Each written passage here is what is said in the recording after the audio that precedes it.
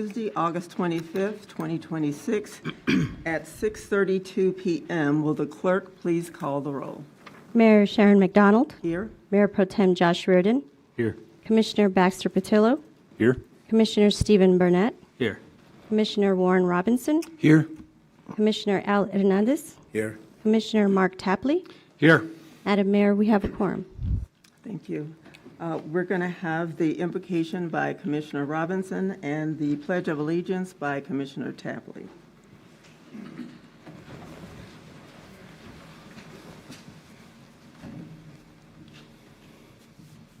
Eternal Heavenly Father, look down on us. Please be in our presence. We invoke your name. We invoke your wisdom. We invoke your grace. Lord, during this heat spell, we ask you to bless all those city workers who have to work outside to endure the heat and to bless them to stay safe. For those who don't have a home or a shelter, Lord, we ask you also to bless them. And then, Lord, bless those who have to make decisions for this city, not just for today or this year, but for many, many years. Give us the wisdom, give us the understanding, and give us the patience so that we make the best decisions possible. If you do this, Lord, we'll give you the honor, the glory, and the praise, and we'll do it in your Son's holy name. Amen. Please follow me in reciting the pledge. I pledge allegiance to the flag of the United States of America and to the republic for which it stands, one nation, under God, indivisible, with liberty and justice for all.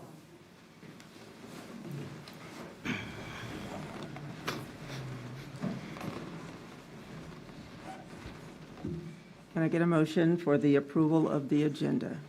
So moved. Second. Okay, so it's been moved by Commissioner Burnett and second by Commissioner Hernandez. And we're ready for the vote.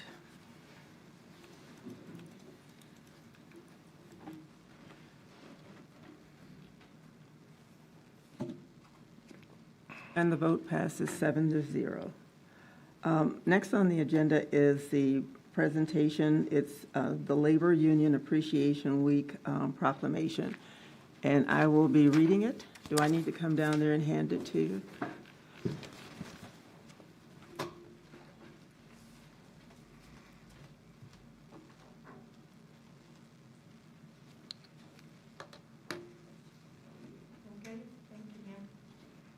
City of Alamogordo Executive Office, whereas hard-working people across the city of Alamogordo prove that our community is filled with creative, dynamic, dedicated, talented workers in many career fields and specialties.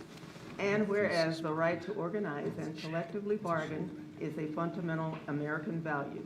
Since it began in 1794, organized labor has raised living standards and built our middle class. It is the reason we have child labor laws, 40-hour work weeks, weekends, overtime, paid vacation, the minimum wage, sick leave, parental leave, OSHA, employment non-discrimination, pensions, Social Security, health care, and so much more. And whereas the opportunities many Americans enjoy today exist because their parents, grandparents, and great-grandparents fought for these basic rights and values. Their toil wove the fabric of our society. The values and principles upheld by the countless honorable laborers of the past and present and their labor unions continue to fuel the growth of our economy and a strong middle class. And whereas today there is a vigorous fight to protect these rights and values, and during this Labor Union Appreciation Week, we affirm that collective bargaining is a cornerstone of the American economy and society.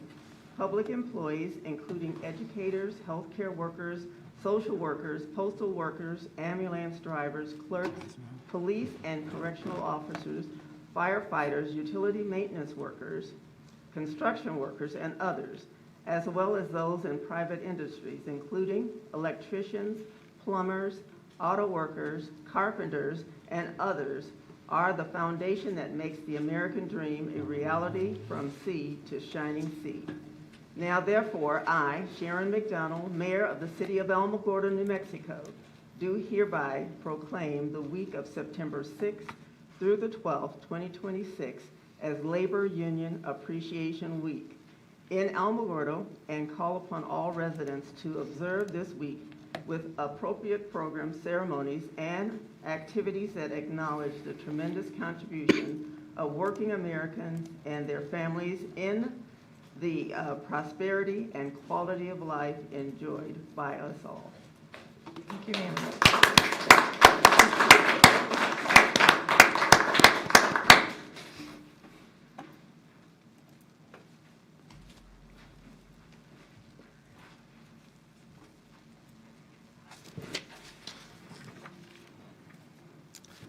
Next on the agenda is public comments.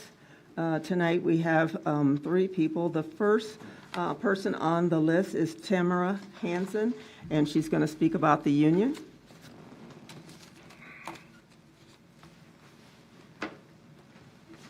Good evening, Madam Mayor, Mayor Pro Tem, Commissioners, city employees, and the public. As you heard before, I'm Tamara Hansen. I'm the president of the AFSCME Local 3818. And I just wanted to thank you, Madam Mayor, for acknowledging the contributions of labor unions and their members, which they've made to our country. Citizens working together, not kings, established this country and its principles, defended it, and created its prosperity. AFSCME Local 3818, along with the employees in APD and AFD, proudly continue the work of the many union members who came before us, and we are dedicated to defending the rights and dignity of those who labor in the service of the city. The dedication and hard work of our city employees is sometimes taken for granted, so I'd like to take this opportunity to thank each of them for their service to Alamogordo. Without you, the city would cease functioning. And one final thing, I'm proud to introduce to you Mr. Thaddeus Gilmore, our most recently appointed union steward. He's going to help us do a lot of good things for the city and its employees. Thank you again. Thank you. Next on the agenda is Russell Davis, and he's going to be talking about Earth Day 2027.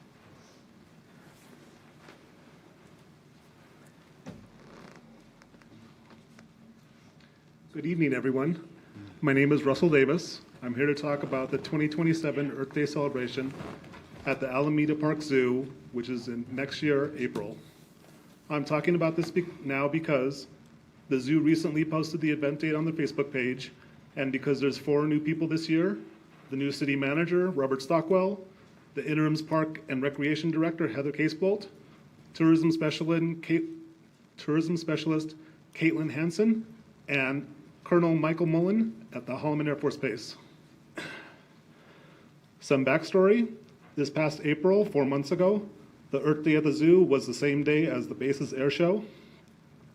I came before this commission back in February to point out that having both events on the same day was unfair to the city, unfair to the base, unfair to people who attended either event, and unfair to the vendors at Earth Day.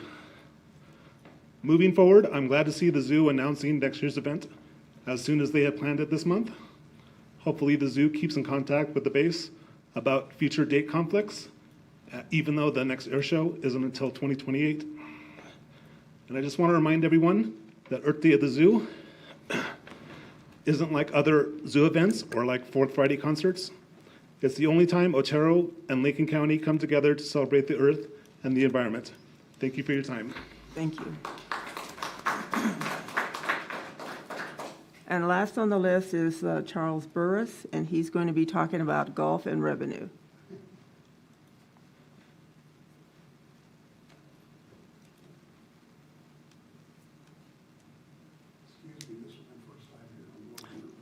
Okay, well, just I happened state to your come name. Just state your name, and you have 3 minutes. I know, Charles Burris, resident here. I came across an ordinance, 1666, that was in effect back prior to the pandemic. And as a result, it's called, according to the state of New Mexico, the lodger's tax, a 5% tax that can be levied against hotels and Airbnbs for people who stay less than 30 days in our town. Prior to the pandemic, the city was getting about $250,000 a year from this tax. It was used, I guess, to build the Civic Center and a advertising firm in Santa Fe, New Mexico. My proposal is that the golf course, the management firm that may eventually get hired here, that kind of money with more hotels and Airbnbs we had prior to the pandemic could spin off a tremendous amount of money for this town, number one. Number two, it would create tourism is what it's supposed to do. And with that money, you could afford to have the management firm of the golf course almost covered in their fees, whatever they may be. I'm not familiar with that. In addition, the thing that's going across this country right now is pickleball. It's a state, national league thing. It is growing. There's a discount furniture store over on White Sands. With this money, we could probably at least lease it, but buy it and make a great pickleball place for the old, the young, the middle-aged, you people could have a place of entertainment to go to. In addition, I had heard at one point in time that maybe we're going to have an aquatic center. This would go a long way in getting builders to build an aquatic center like they have in Las Cruces, but only 2/3 the size. It doesn't have to be as large as theirs, but it's a fun place for young, old, and everyone.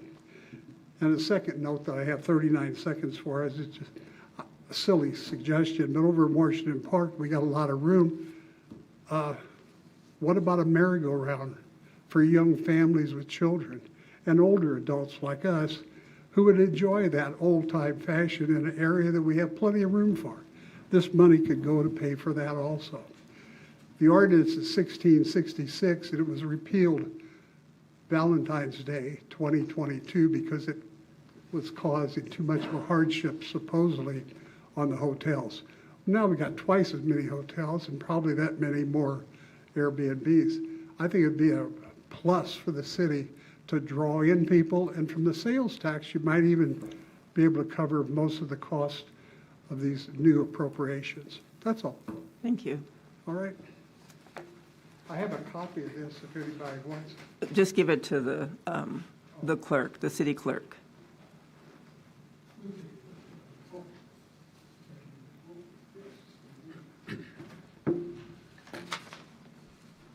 Next on the agenda is the city manager's report. Mayor, members of the commission, tonight I've got a couple of things I want to bring up that are important. Can we bring that picture up?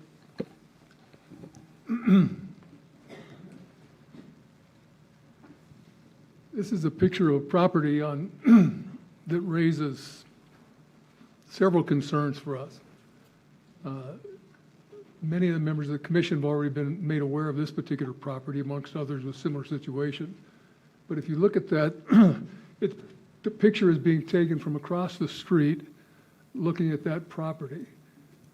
This house where the picture is being taken from has had 4 offers to purchase the house, all of which were ultimately withdrawn because the potential owner said, I love the house, but I can't get up every morning and look at that. And so there are, given our current ordinances, there are things that we can do, and we have already taken some steps to eliminate some of the problems there. But what we face is the reality of this property owner. If you show him this picture, he will say there's absolutely nothing wrong with his property. Most of the rest of us look at it and can think of lots of things that are wrong. And so what I'd like the Chief Kunihiro and Josh to talk about are what kinds of things we are able to do in these kinds of situations and what we cannot do, and maybe suggest some things that we need to do to modify our codes to give us a few more tools so that we can go in and deal with situations like this, because this is not the only one in Alamogordo. We have them in almost every neighborhood, to varying greater or lesser degrees, but it is a issue that comes up over and over, and we need to figure out how best to deal with it. You know, the obvious violations there, I'll let Josh bring them to your attention, and then we have a discussion about maybe some tools that we need, and then I'd like to turn it over to them to report on the Tinsley Trailer Park, to bring us all up to date on where that is since the fire and what we can expect to have happen down there. So, Chief, go ahead.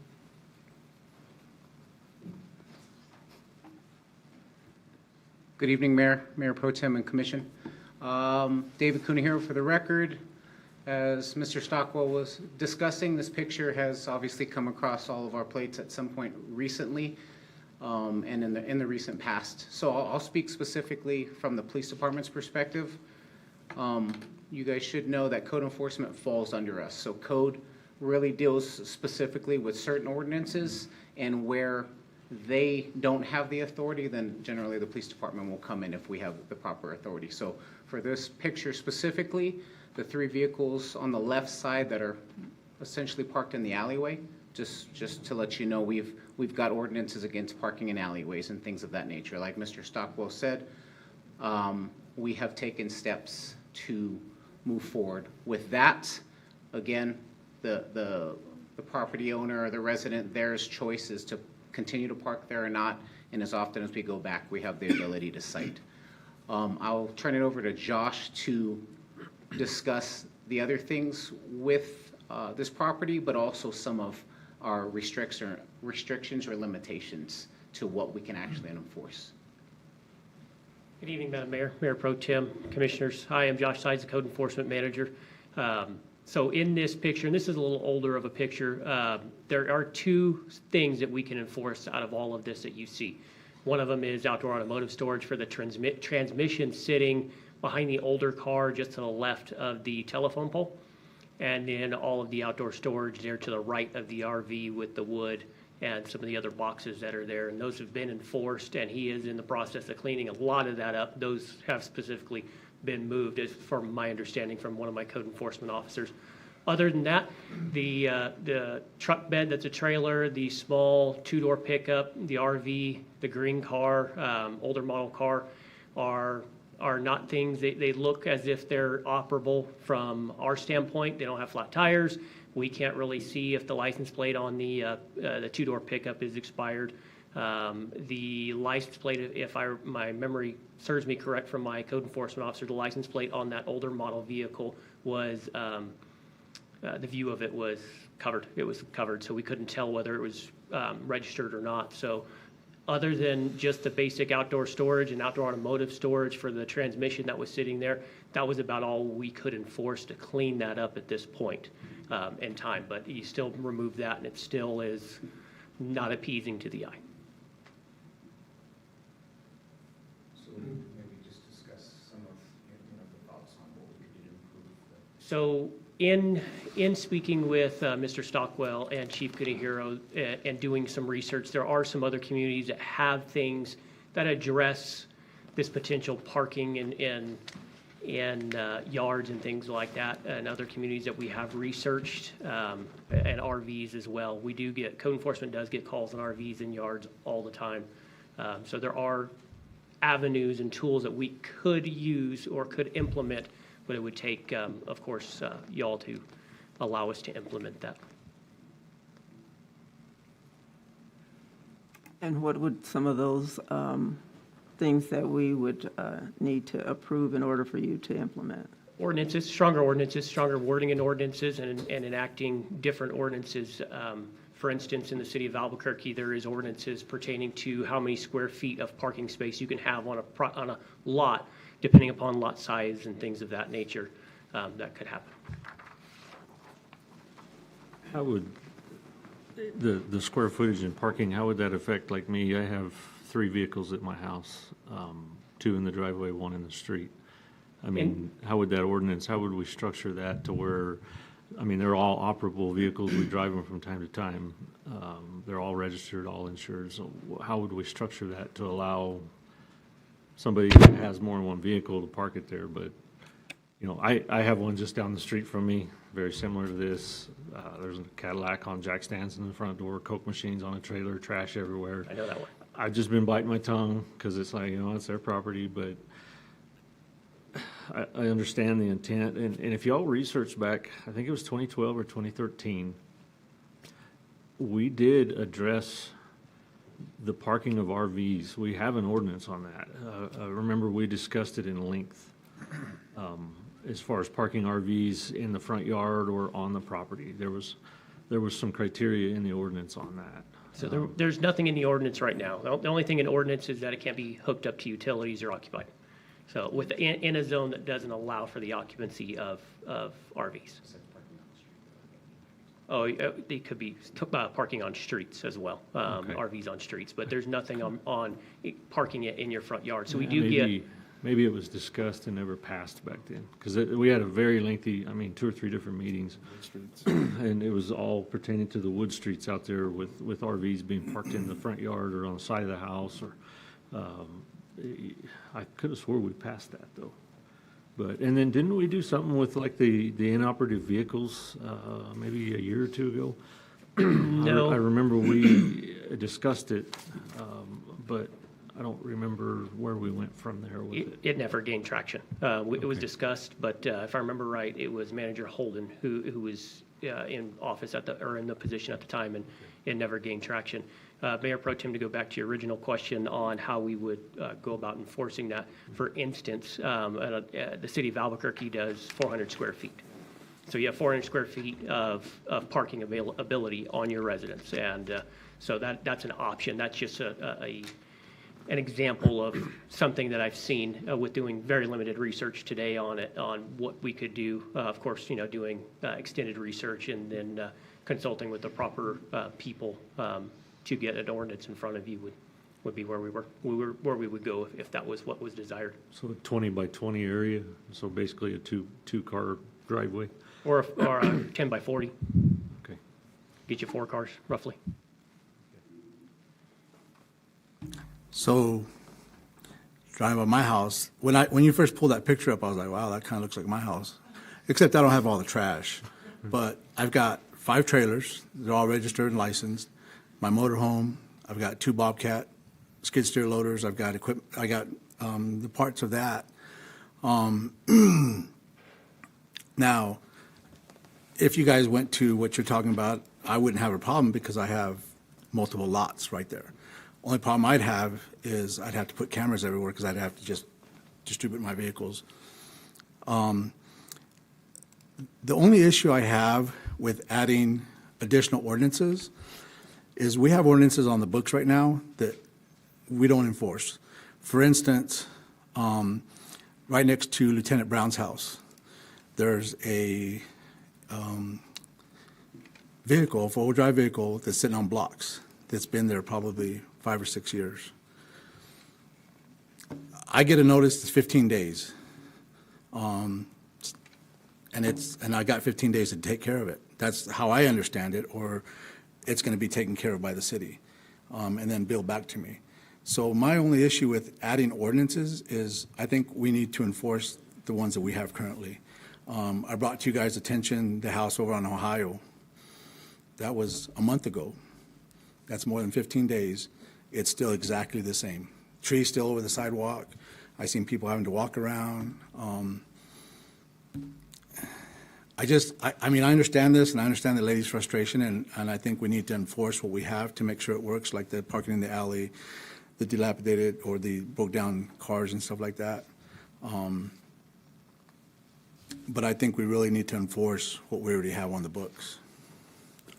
So, because Commissioner Hernandez, I can understand that. So basically what this stemmed from was kind of some communication that came to us, and so we were just kind of presenting like this specific case example is although it may not look appealing to the eye, we have cited and we are taking measures to correct the ordinance that they violate.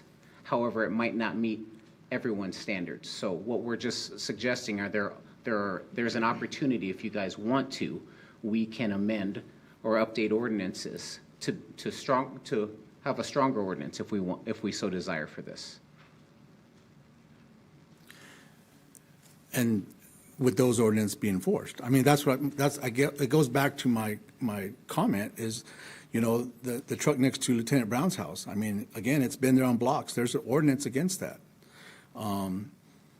And the reason I mentioned that one is because it's right next to one of your lieutenant's house. Not that he's going to call it in or nothing, but I mean, to me, it's like, you know, it's right next door where we can see it. Sure. So, yes, I guess at times ordinances are enforced and not enforced depending on different fact patterns and circumstances. So, Yeah. And I get that. And that brings up my concern is this going to be used as a tool for the city, or is it going to be used as a tool to harass? Commissioner Hernandez, for your example about the vehicle next to Lieutenant Brown, that one has gone all the way to court. And that's all we can do is make it go all the way to court. We can't tow that vehicle. So we take him to court, he gets guilty or not guilty, and take him back to court, guilty or not guilty. It's a vicious cycle we play with a lot of property owners in town. So what you're telling me is an ordinance is no good. No, I mean, we're doing everything we can by law. We give him his warning, we bring him to court, the court process happens, and whether he fixes it or doesn't is up to him. If he wants to keep paying the fines in municipal court, then he can keep paying the fines in municipal court if found guilty. But it has been enforced. It's just. So maybe we need to look at that, the fines in municipal court. at some point, it's out of our hands, right? Yeah. So, like, one, I don't have authority over the legal office. Two, definitely not over the judge. So even if convicted in court, the judge operates to his own drum and gets to do what he Well, I wants. understand that. So, But when we get a city attorney, the city attorney would work for us, and we would encourage the city attorney to push the maximum fine, the $500 or the 90 days in jail, because that's the maximum fine we can give.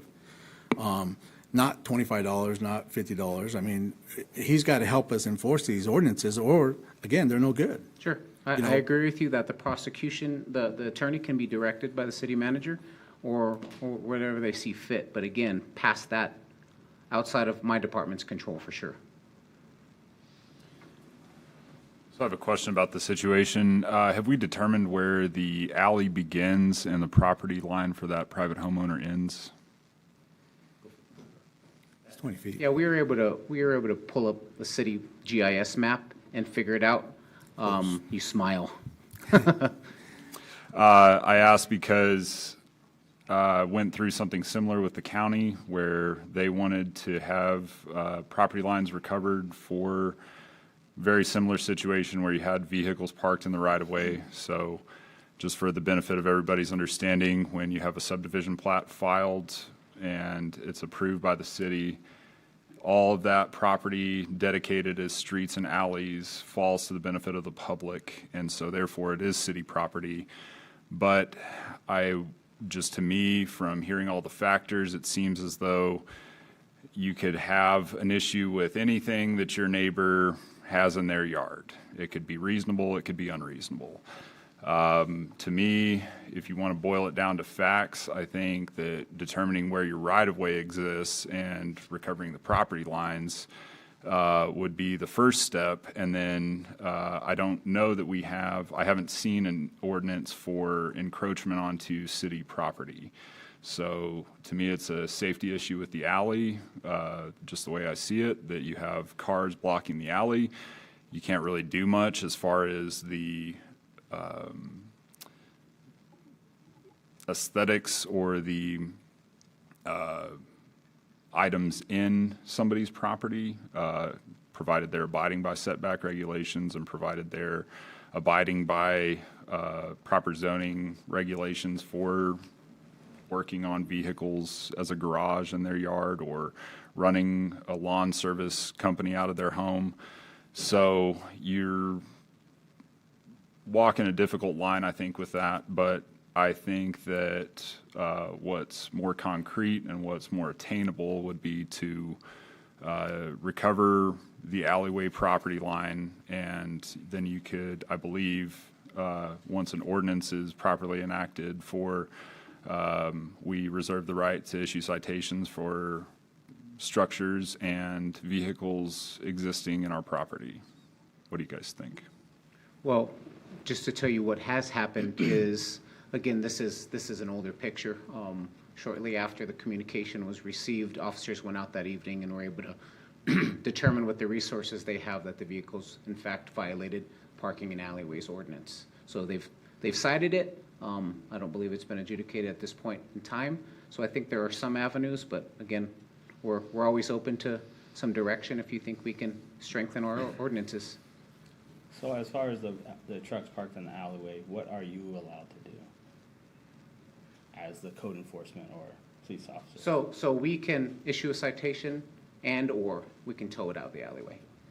So of course, we want to get compliance, so we don't want to just tow everyone's vehicle and send it to the impound yard, right? So I believe this one was just a citation was issued.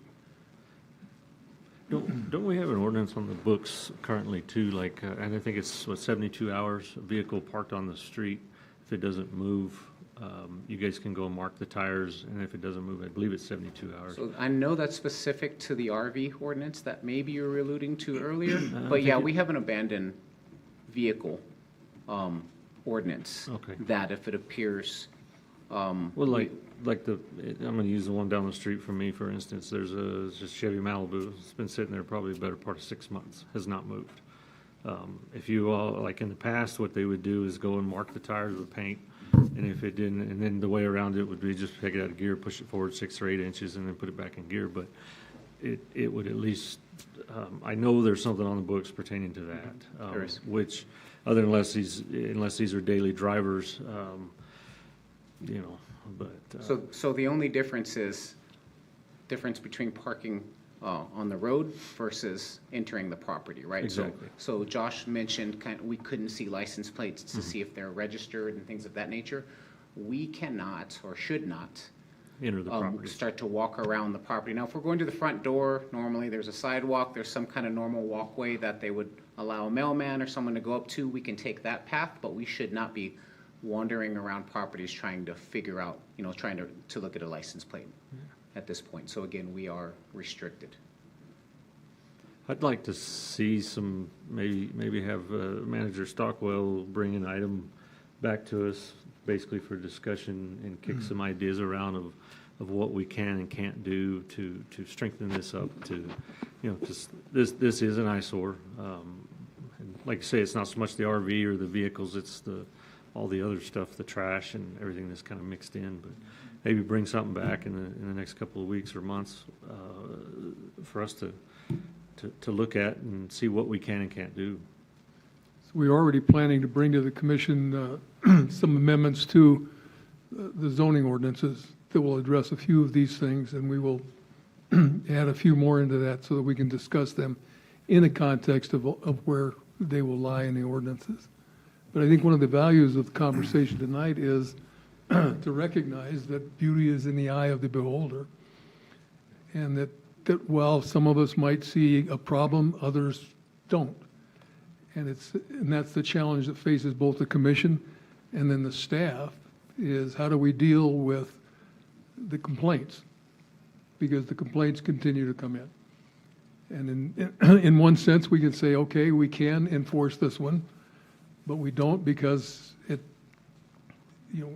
just goes on everywhere and we can't possibly enforce all of it. And so what we use the ordinances for in most cases is to respond to complaints. Because if we were to drive down any given street in Alamogordo, we can find violations of the code, of our municipal code. We don't do that. We respond to complaints. And then we need a tool that when we have that complaint, how are we going to deal with it? The challenge with that is then that it appears sometimes that we're showing favoritism, or we're ignoring problems in one area in favor of problems in another, because we have limited resources. And so the challenge both to the commission and the public is to recognize that there is not a simple solution to somebody who wants to maintain their property in this manner. Because one, even amongst the commissioners, there's a debate whether some of that stuff is a problem at all. You know, how many vehicles should somebody be allowed to have on a single-family residential property? Is there a limit? Some would say, yes, there needs to be a limit. Others would say, no, there doesn't need to be a limit. And so that's the challenge that we face, is where do we find something that becomes both fair and enforceable?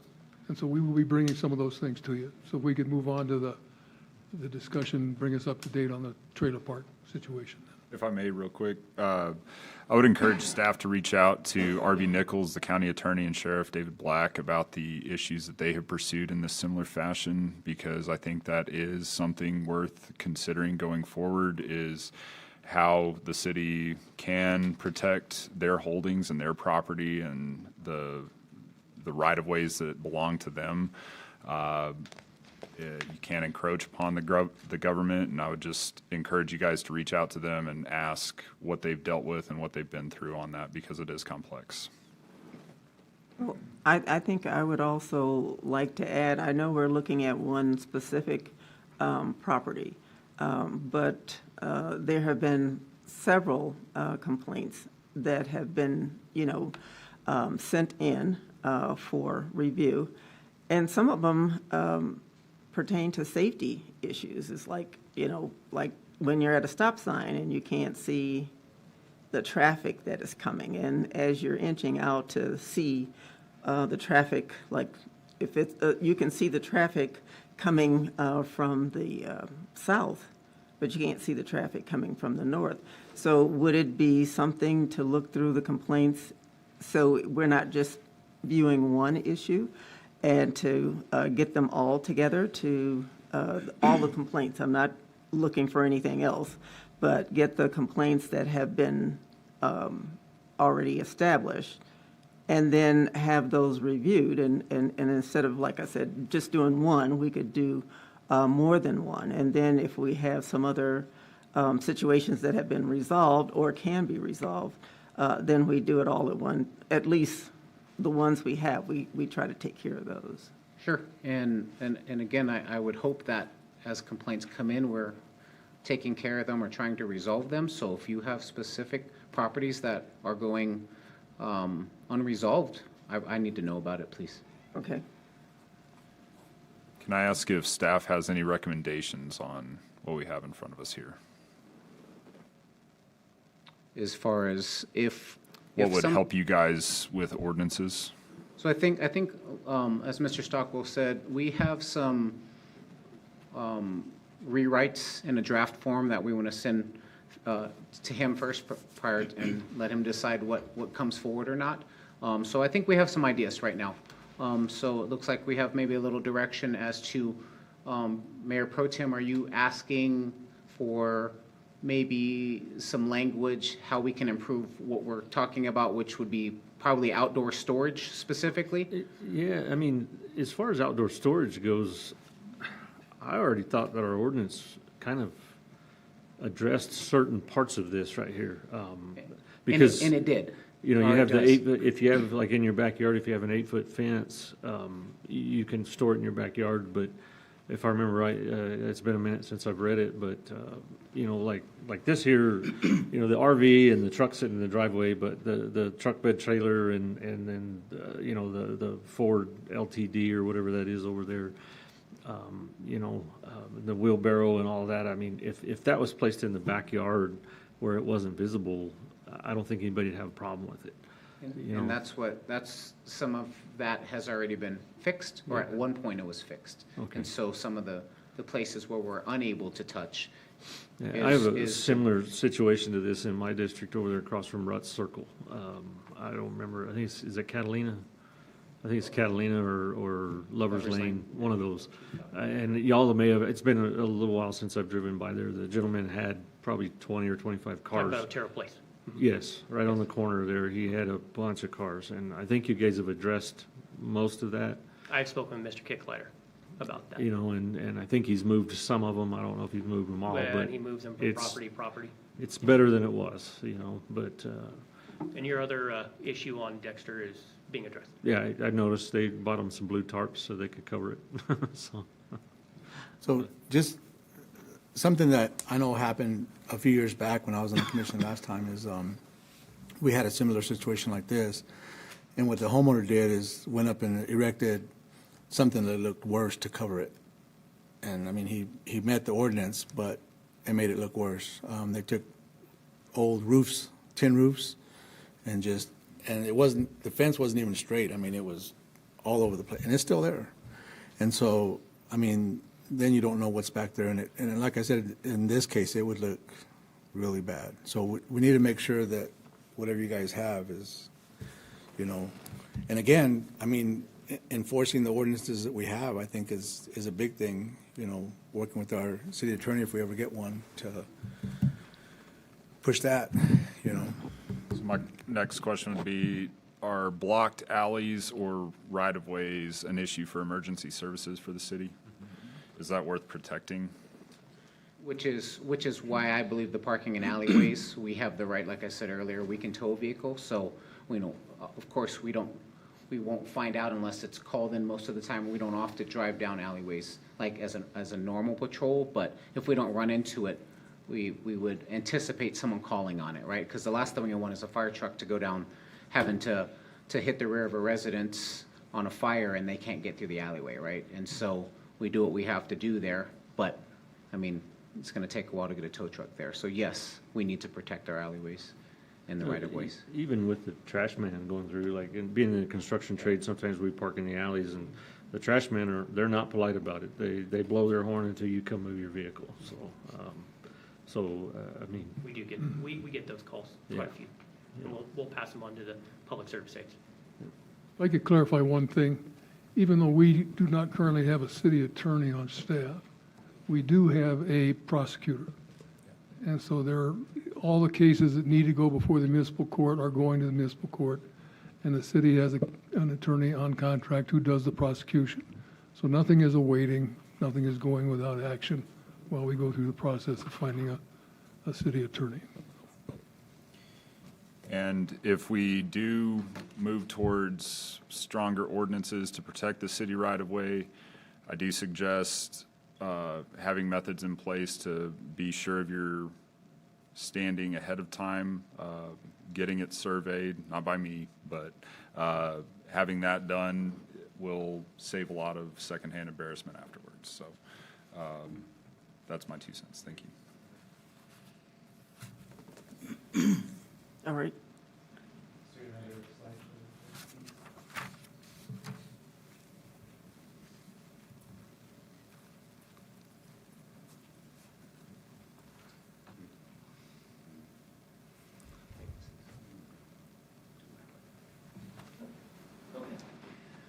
Do you want an update on Tinsley Trailer Park, 1620 North White Sands or 215 16th Street?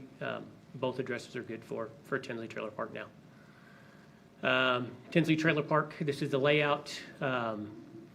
What you see here is basically our city map of it. This is a screenshot of it, of the trailer park as it is, or was. Tinsley Trailer Park was condemned in September of '23. Condemnation came from violations regarding operated structures and sewer lines. They were the main causes. There were some secondary outdoor automotive storage, weeds, things like that came in that violation letters too. But all violations pertaining to the condemnation have been corrected as of today, whether that's by the property owners demolishing a couple of structures or the devastation from the fire that occurred. And this bullet point is yours. Yeah. So again, some additional communication came in with some concerns for the crime and the amount of criminal activity happening in this area. So about a week ago is when we received the correspondence, and so at that point I ran the numbers from August 1st to August 18th, and we'd only had 4 medical calls in that area. One of them was an overdose death. So there were allegations of a drive-by shooting that would have occurred. If something like that occurred, we never got called and we never had a response to it. So I don't know about a drive-by shooting. And so just some additional numbers for you, pull in numbers from June and July. We've responded to this area 27 times, which comes out to about half a call a day for 2 months, if you want to break it down. So, and I didn't see any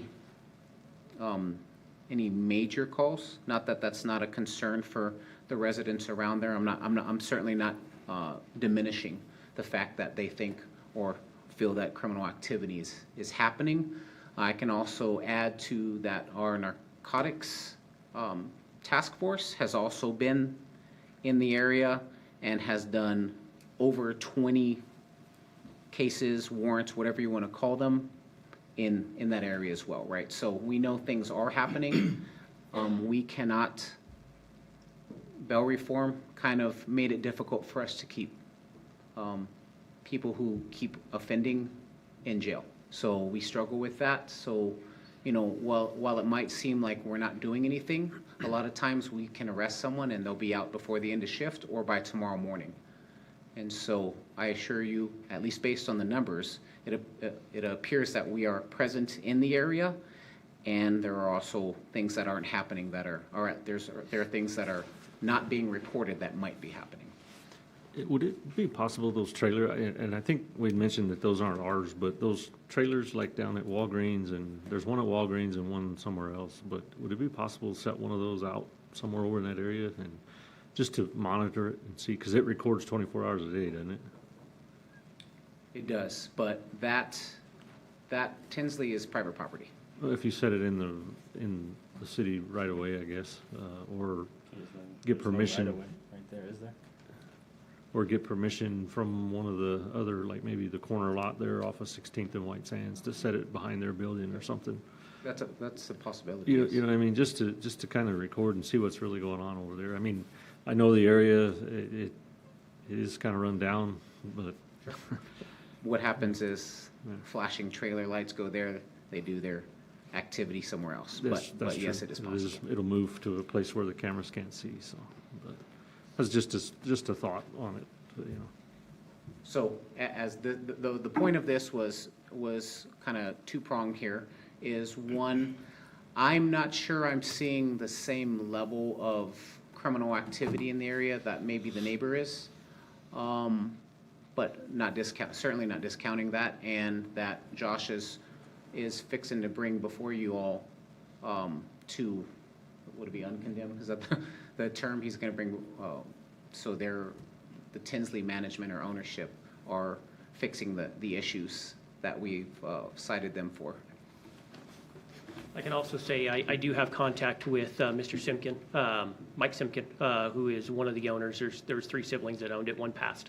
There is court process in the process right now for probate, and as soon as that is done, there is a possibility of a resolution for that trailer park that will satisfy, I think, all parties involved and the community. So, Hey, Josh, one quick question on that. That area is fenced off right now, correct? the area surrounding where the one burnt building at 1640 White Sands was an old thrift store, Yeah. that's still fenced off, but not where they have already picked up all the pieces of the burnt trailers and buildings on Tinsley's Trailer Park on their property. Okay, It's so no longer- Tinsley's been cleaned up from that fire. Yes, But who's responsible for cleaning up the property owner of that. So we've tried making contact with him. We tried mailing him a letter, a certified letter. It came back. We noticed the realtor sign. That's actually for the lot next door. So we're trying, but ultimately I'm probably going to end up bringing a resolution to condemn that so we can clean it and then bill him or lien the property. Thanks. Did Otero, this is just kind of maybe a dumb question, but did Otero County get permission when they went in and knocked it down? I have no idea. I wasn't there.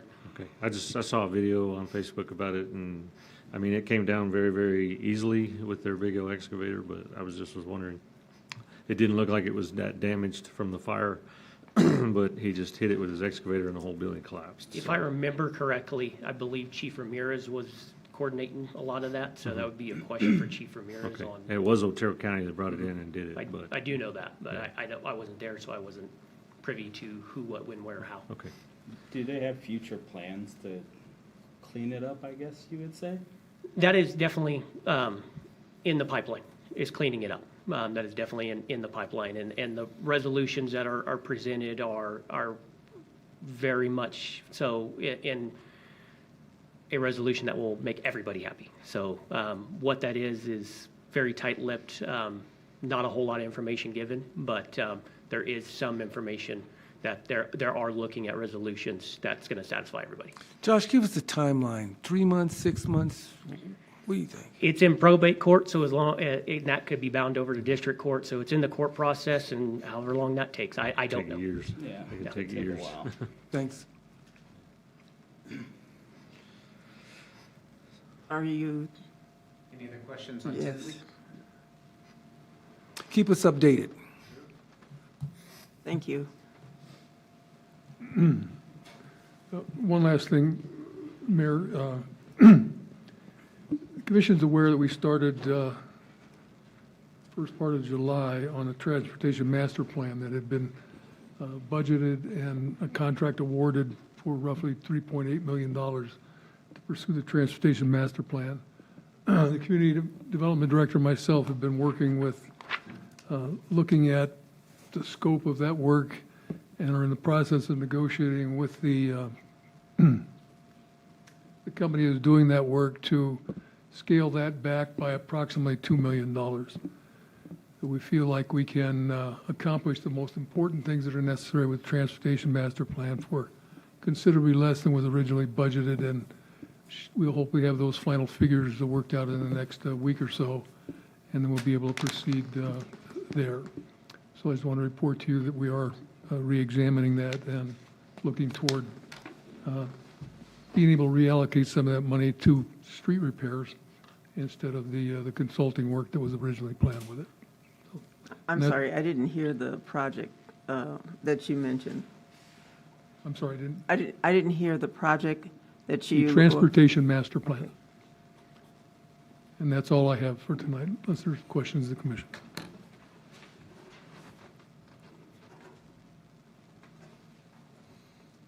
Okay, next on the agenda is remarks and inquiries by the city commission. Just got one quick one. This is for City Manager Stockwell. Out there by the convenience center on Lavelle Road, I don't know how much of that's ours but the weeds on either side of the road are getting 4 and 5 feet high. So whenever you have a minute, you can have them address that. Looks like they addressed it with a backhoe right in front of the convenience center, but on either side of it, on both sides of the road. I'll have them check on that then. Okay, thank you. Thank you. I saw mention that City of Alamogordo Utilities assisted Tularosa with their recent issues. Would you guys mind speaking to that? It was not us, it was the Air Force Base who chose to allow Tularosa to draw some water to fill their raw water reservoir. It was not proper, should not have been done in that manner. And so we have clarified that situation with the Air Force going forward to recognize the limitations on using the water coming out of the Benito line. They've recognized that, and going forward, because there are some severe limitations on what we're allowed to do with that water. And Dave can address that in more detail if you'd like.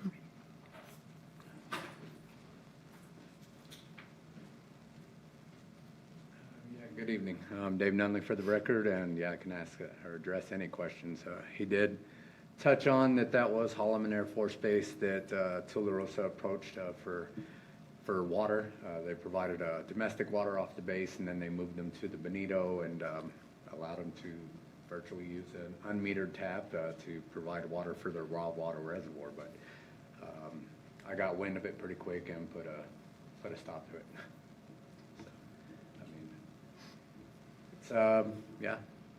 That water right goes a long way back, and we have to protect that water right as the city of Alamogordo. It is a shared water right with Holloman. They can do whatever they want, but there's certain ways to draw that water out of that line. So, Thank you for clarifying.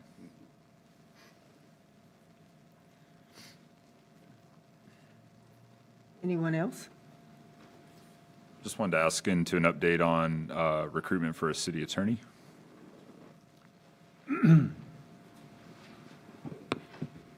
So I interviewed an applicant for the city attorney's position and have determined not to offer the position. We are going to try one more time. We'll do a 1-month recruitment to see if we can generate additional applicants. If that does not result in adequate applicants, then we will be coming back to the commission with a recommendation that the city contract out its legal services to a firm for comprehensive services. In between now and then, we have contracts in place for each of the various legal needs that we have, our labor, our water rights, general litigation, and personnel. And so we are adequately served at this point. It's frustrating not to have somebody in-house, but I think it's worth one more try to see if we can find, so that we could have a full-time city attorney on staff. But if we simply cannot attract somebody to town, then we will have to bring in legal services on a contract basis. Is there anything that the commission can do at this time to assist with that? Pray. I do want to say I appreciate your going back to the table with the transportation master planning for renegotiation, so thank you. All right, if there are no other comments at this time, I do have some comments as a mayor, but I'm going to wait until the next meeting and bring those up. The next that we have, is there anything that needs to be pulled from the consent agenda? If not, I need a motion. Move to approve. Do I have a second? I'll second. Okay, so it's been motioned by Commissioner Robinson, and it has been seconded by Mayor Pro Tem Reardon. And so now we go for our vote.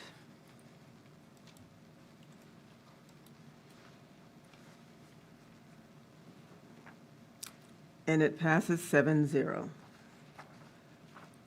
Next on the agenda is new business, and it's item number 6.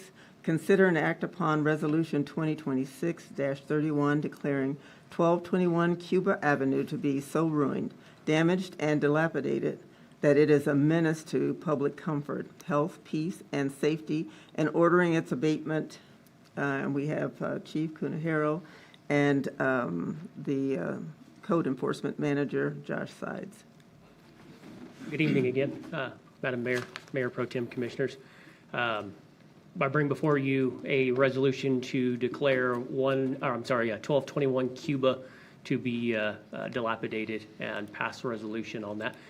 Cuba is a structure that I have gone through my steps with as far as search warrants and attempting to contact the property owner. It is located on the corner of 13th and Cuba. It has been dilapidated for quite a while. This started in '24 and trying to get a hold of the property owner, and was able to at one point, and then lost contact with him. 26, I mailed another request to inspect in June of this year. I mailed another letter asking his consent to inspect, and it went nowhere. So I applied for an administrative search warrant, which was granted, and I conducted my administrative search. And then I mailed my violation letter to the property owner the same day I did the search on June 17th. The conditions of the property are pretty deplorable. Not so much on the outside, and a lot of these pictures are just outside. I do have some footage of the inside that was taken, so we'll go through some of these pictures. But there's cracking and everything in the exterior, and a lot of it has to do with the roof. The roof is holes to the sky. Same thing on the secondary structure, the accessory structure in the backyard. The roof is terrible and has daylight coming through pretty much all over the place on it. Open, broken windows, allowing elements to go inside and have its way with the interior of the structure. Could you? Yeah. Rachel is in her office right now. She'll be back. We're just checking your agenda to make sure. Yeah, so for the record on this, I used a template, and I did not change the address on this one. It is 1221 Cuba. Also in your resolution, on your first whereas, you've got It- 311 Virginia, if you need to address that. So. It looked like this gentleman owns another structure 4 or 5 houses down from this one that's in a very similar. I remember the day that the lady from the little daycare on the corner somehow or another backed her van all the way around and into the front of that and was sitting inside. That one's been that way since I was in high school 30 years ago. And this one, the property owner I did find out recently is deceased, and I've used all Okay. the tools available to me Okay. to try to find next of kin there, and I can't find a next of kin. I got you. So these may be just, nobody knows who owns them. He's still the owner of record, though deceased. But he's So dead. he owns, as far as I'm aware, of 5 properties in the town, and there's pretty much all are dilapidated at this Same, point. same condition. So how do you guys come about listing these properties? Are they ranked? Are they rated? Is it by complaints? I do have a ranking system, 3, 2, 1, 1 being the lowest level, 3 being the highest level, which includes like structure fires, would be your 3 rank. And then your moderate rank, this would be a moderate rank, moderate to severe, rank 2. But this one comes from the neighbor calling and complaining quite a bit. He's called a couple times, just to the south of this structure. Yeah. The reason I ask is because just did a quick drive around today just because I know they're there. 504 New York, 311 New York, 400 New York, 101 Texas, 102 Maryland. The first 3 that I mentioned, 311 New York, I've been trying to get that one done for probably 10 years. This was dated 2024. That one, half the structure's burnt. It's an adobe house. It's crumbling, it's fallen. 504 New York, half of the roof is gone. I got a picture of that one. 400, same thing. You can see through the roof. 101 Texas, same thing. It's boarded up, but you can see through the roof. 102 Maryland, driving down First Street, half the roof's gone. From just looking at them, not inspecting them, but just looking at them, I mean, this one, you can still see the whole roof's on it. The backyard, you can't really see unless you go around the side, but these, you can actually see from the street, what I'm saying. And so my concern is that if we're ranking them, where are these at? 311's already condemned and scheduled to be demoed. The property owner is supposed to demo that, 311 and 313. I believe it's Yeah. next month, but I don't quite remember off the top of my head. It's in my report. But Okay. those are scheduled to be demoed by the property owner. The New York one, I think is on my list. There's 151 properties on my dilapidated structures list in some form of dilapidation. So it's very possible, I know 102 Maryland's on my list, and the Yeah. property owner runs that car. Yeah, the auto shop. Yeah. Yeah. So, and then again, like, I believe it's probably 202 New York is probably going to be the address, where the city condemned the house, tore it down. It looks worse now than it did then. I mean, the weeds are, and I mean, nobody's managing that. The biggest concern I have with doing these is that, again, the process. We do this part, but what about the rest of it, the second part? You know, making sure that they're taken care of, making sure that they're kept up.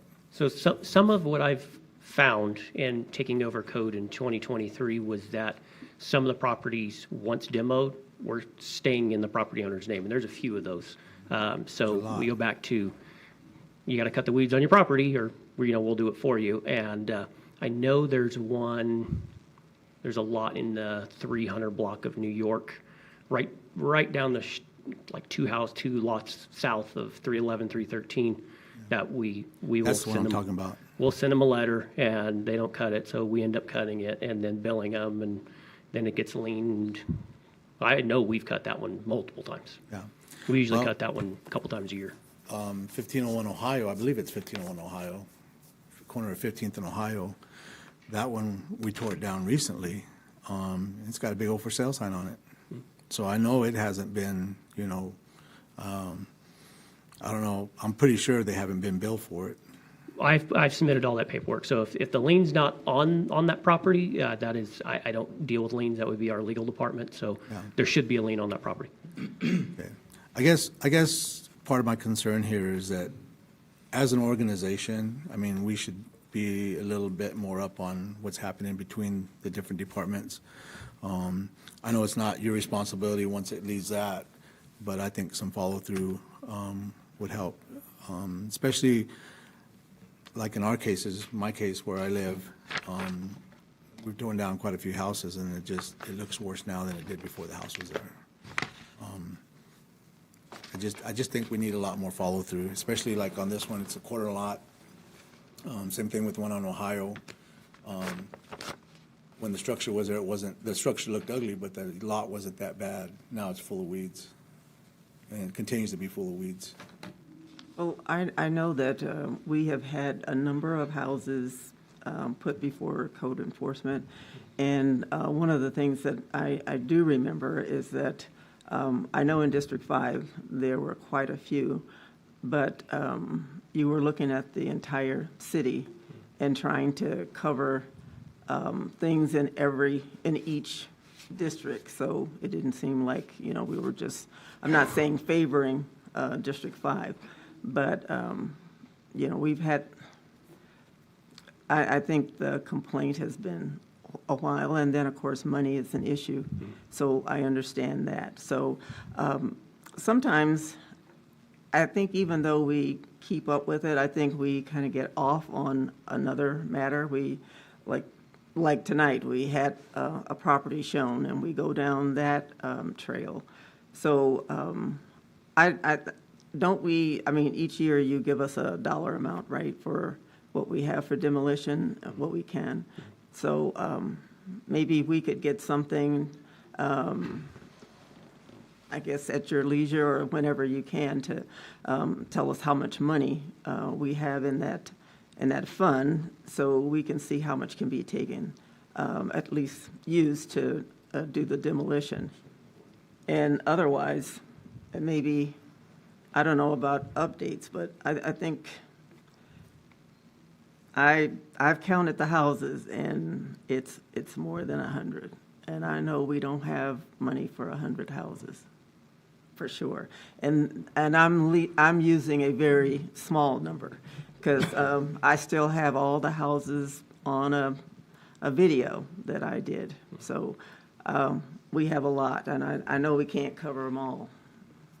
So, I'm not trying to make excuses, but, I had to realize that, and I'm trying to be patient, and hopefully we can, have a direction, or at least a meter where we go around the list and see what can be done, so we're not frustrated every single year about what we're not doing. Sure. Can I ask, just for education purposes, I know it's difficult to nail down, but to abate and condemn and demolish a property, assuming there's no probate and everything goes reasonably according to schedule and plan, can you give us an estimate of price and timeline for that? I would say average demolition is about 40,000. About 40,000, roughly. All said and done, start to finish, and timeline can be widely variable. It could be. So with the timeline, so identify a dilapidated structure. I have to, by law, mail them or try to make contact with them face-to-face over the phone. I have to try to make contact and ask for their consent to inspect their property. Once I do that, if they deny consent or I can't get a hold of them, then I can apply for an administrative search warrant. And then I can conduct my inspection, mail them a letter. The letter gives them 30 days to do one of two things, either correct all the violations or contact me with a plan of how you're going to correct all the violations. If you contact me with a plan of how you're going to do it, you get up to 2 years to fix that. And that's by code, by International Property Maintenance Code. If you don't, then after 30 days, at 31 days, I could go back by and go, yep, nothing's fixed. It's still the same state it was 30 days ago. And then I can draft the resolution, bring it in front of you. By law, then, by state law and city ordinance, once a resolution is passed, the property owner has 10 days to commence demolition. If they do not commence demolition within 10 days, or within the 10 days time, at day 11, I can contact a contractor to give me a quote and demolish it. So it varies depending upon if they've contacted, if they've started work, if they've stopped work. It depends, there's a lot of factors to it. In this case, it would be pretty quick. I mean, once resolutions pass, and I have to mail the resolution and post it on the property, and I'll post it on the property. I know the mail's not going to go through because I know he's deceased and I have no next of kin that I can contact or mail anything to. So it's going to go pretty quick, and then in 10 days' time, contact the contractor, give me a quote, and get a task order ready to go and signed, and then just have them mobilize. Then what happens? So once the property's demolished and you put a lien on the property? I file the paperwork. Once the contractor bills me, then I submit that invoice to be paid. We pay the invoice. I submit the invoice, the report, and any photographs that I have on that in conjunction with the report to our accounts receivable. Accounts receivable generates the invoice, mails it to the property owner. There's a timeline in which the property owner has to pay. I don't know what timeline that is off the top of my head. If it's not paid, then that whole packet gets transferred over to the legal department for the lien filing. So, and the reason I ask that, so like on this property, if you say it's gonna be around 40,000, you might get 40,000 for that lot. Somebody might, okay? If not, then does the city try to take it over and sell it, or what does that work? Because again, my concern is like where I live, you know, most of those houses, it's gonna take $20,000 to $40,000 to tear one down, okay? When that lot is only worth maybe 15 or 20,000. So there's no way that lot is ever gonna be sold. Plus, now we're gonna start having a bunch of empty lots. So I mean, we need to work as a community and find out what's that plan? How do we work that? How do we continue so that it doesn't we just don't have a lot of empty spaces? I mean, Rockwood's never gonna get built, you know? I mean, it's gonna be an empty lot. If I could address that, Commissioner, we're examining some proposals that we've received to enter into a joint partnership to obtain private financing that would help make that process much more streamlined. Once a lien is filed and then we exercise the lien, meaning we go to force the payment, once we get initial title of the property, the owner still has 1 year to recover the property. And so we then find ourselves having to wait a year, during the time when they can redeem the property. And so it's a lengthy process. And so we're examining the possibility of a public-private partnership where we can go in and write down some of these costs so that we can put these properties on the market at a value at which somebody could go in and build a new home or a duplex on the property and make it possible. Or where we can combine in areas where we have already have ownership of several lots on a block to make them available in packages by writing down the costs using private money, because there is a limitation what we can do with public funds. And so we're looking at a possibility of something that will make a big difference in being able to address some of these issues. And so that'll be hopefully coming to the commission soon, you know, to be able to talk about that more as we get the details worked out on that. That sounds encouraging, because that's one of the biggest concerns that I have is, you know, how the properties are used and how they're, you know, how they're built back. This lot, for instance, is not too concerning because it's a good-sized lot. But like a lot of the lots where I'm at, it's anywhere from 40 to 50 feet wide, 150 feet possibly deep, maybe 75 feet deep. There's not a whole lot you can put in there. And, you know, a lot of people have been, well, let's do modulars or mobile homes. You know, Chief Ramirez will probably tell you that's not a really good idea. It's cheaper, absolutely, but it's not a good idea, you know. Plus, if they can't manage a stick-built house or, you know, whatever, a mobile home is not going to last anywhere near as long, and we're going to be right back in the same boat in 20 years. Or somebody is. I probably won't be. So let me ask you, the house on Michigan behind the Flickinger Center, how long have we been dealing with that one? Oh, it's been since '23 as well. In fact, I just emailed the property owner today. I spoke with him yesterday. He has a potential buyer for it and set up a timeline of, you've had potential buyers. For the last Yeah. 3 years. You've had potential buyers, and so it's time to sell it or fix it. And so I gave him a timeline of October 1st. He's got to have it sold by October 1st. If not, then we're going to move forward with demolition. I've just had a few phone calls on that house in particular, so. With Manager Stockwell had mentioned, public-private partnership. One like this, I'm in this industry. The house still has good bones and could be rehabilitated. I don't know if that's something, it's been that way for 20 or 30 years, so I really don't have a problem with the resolution tonight to move forward. But I would like to see some kind of a proposal or a public-private partnership to where if we have structures like this, where we look at rehabilitating rather than tearing down. There's one just down the street, I think it's on 15th in Cuba, that we've torn down, and I get a text message or a phone call from the gentleman that lives next door. Same thing, the weeds are 4 and 5 feet high. I probably get them about every 2 to 3 months because we're not maintaining. 2 or 3 meetings ago, when we had the write-off list, we had 3 or 4 different, to the tune of $248,000 that it got past you guys, you did your portion of it. When it got over to legal, it never got liens filed, they never got foreclosed. So we're writing off $250,000. And when we could obtain those properties, we could foreclose those liens and then try to recoup a little bit of money on them.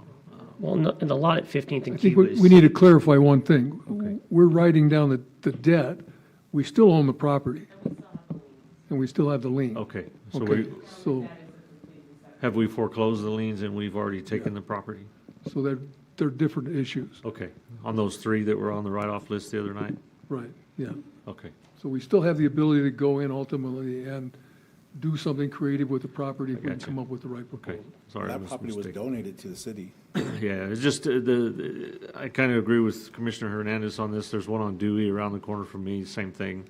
And the property owner signed it over to us, if I'm not mistaken. We've torn it down. The slab is still there. The one on Tejas is the same way up there. It needed to come down. It was a pigeon house. But it's almost more of an eyesore now than it was before. I just sent my contractor to that one as well. Okay. But 15th and Cuba that's city property, and It that is. ultimately falls on me. We need to Yeah. I need to get my contractor out there more regularly to take care of those weeds. Yeah, okay, so. Rachel, if you'll. This is my body cam footage of the interior of this residence. Is this the one you said had good bones? It's still fixable. It's rehabbable. It's, it's not burnt. This house is not burnt or anything, is it? No. It's just been that way for, The roof is the main problem, so it's caused pretty much all the ceiling to collapse. I think the main reason this one's being addressed is the neighbor to the south Yes. is That house has been that way for 30 years. been that way for a long time. Has there been any illegal activity inside the house, or there been calls for? I'll let him speak on the activity. I'm sure he'll want to speak on that. As far as what the neighbor says is, yes, there's been people in and out of that house all the time. She hears fights all the time. Not only that, but foxes and skunks and all the other animals that like to go into houses like this.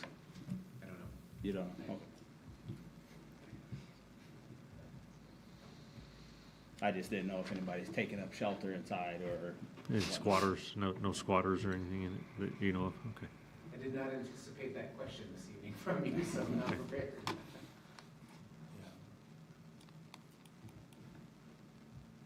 Basically, he's using it as a storage facility for just junk. These cars look just like that, Yeah. driving down the road. And I think that is so many places in Alamogordo where the building or the house is left and it's just for storage. Yeah, because that's a good bones. I mean, it looks pretty solid as far as the wood and stuff's concerned. It's just left to rot.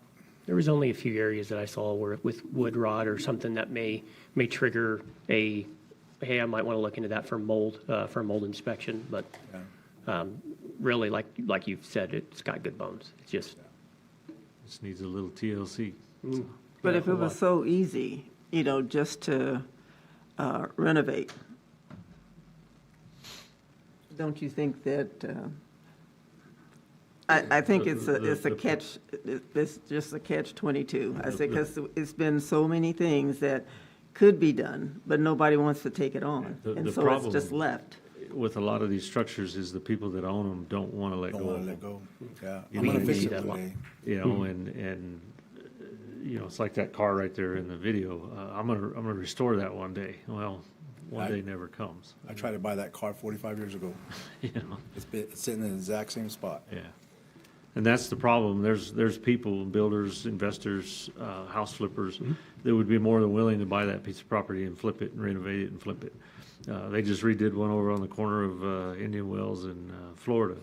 And they did a really nice job on it. It's listed, it's for sale. You know, but it was in a similar condition as this house right here when they started, so. I just would like to see some kind of a policy or a procedure that we go through. If it meets a certain criteria, that we look at rehabbing it versus tearing it down. So, because this will be a vacant lot for the rest of our lives. Nobody will ever buy it and build Are on you a it. taker on that, to rehab it? I'm not allowed to buy on that and rehab it because it'd be a conflict of interest. No, if it wasn't a restriction, would you take it on? Yeah, if you could get it for the right price.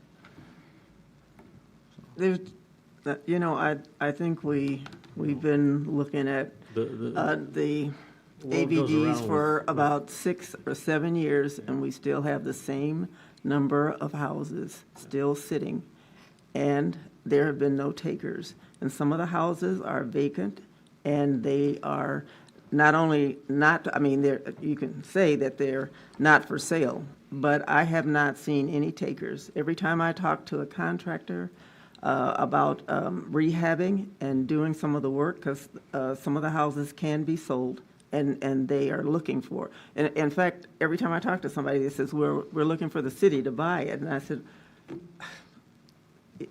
it's just kind of frustrating. And I said, we sit here, and when you don't see the movement, you know, with the houses that are vacant, you know, I'm just saying that there has to be some other way to do this. I said, because it's not just people not wanting to sell. We know those, we can identify those houses.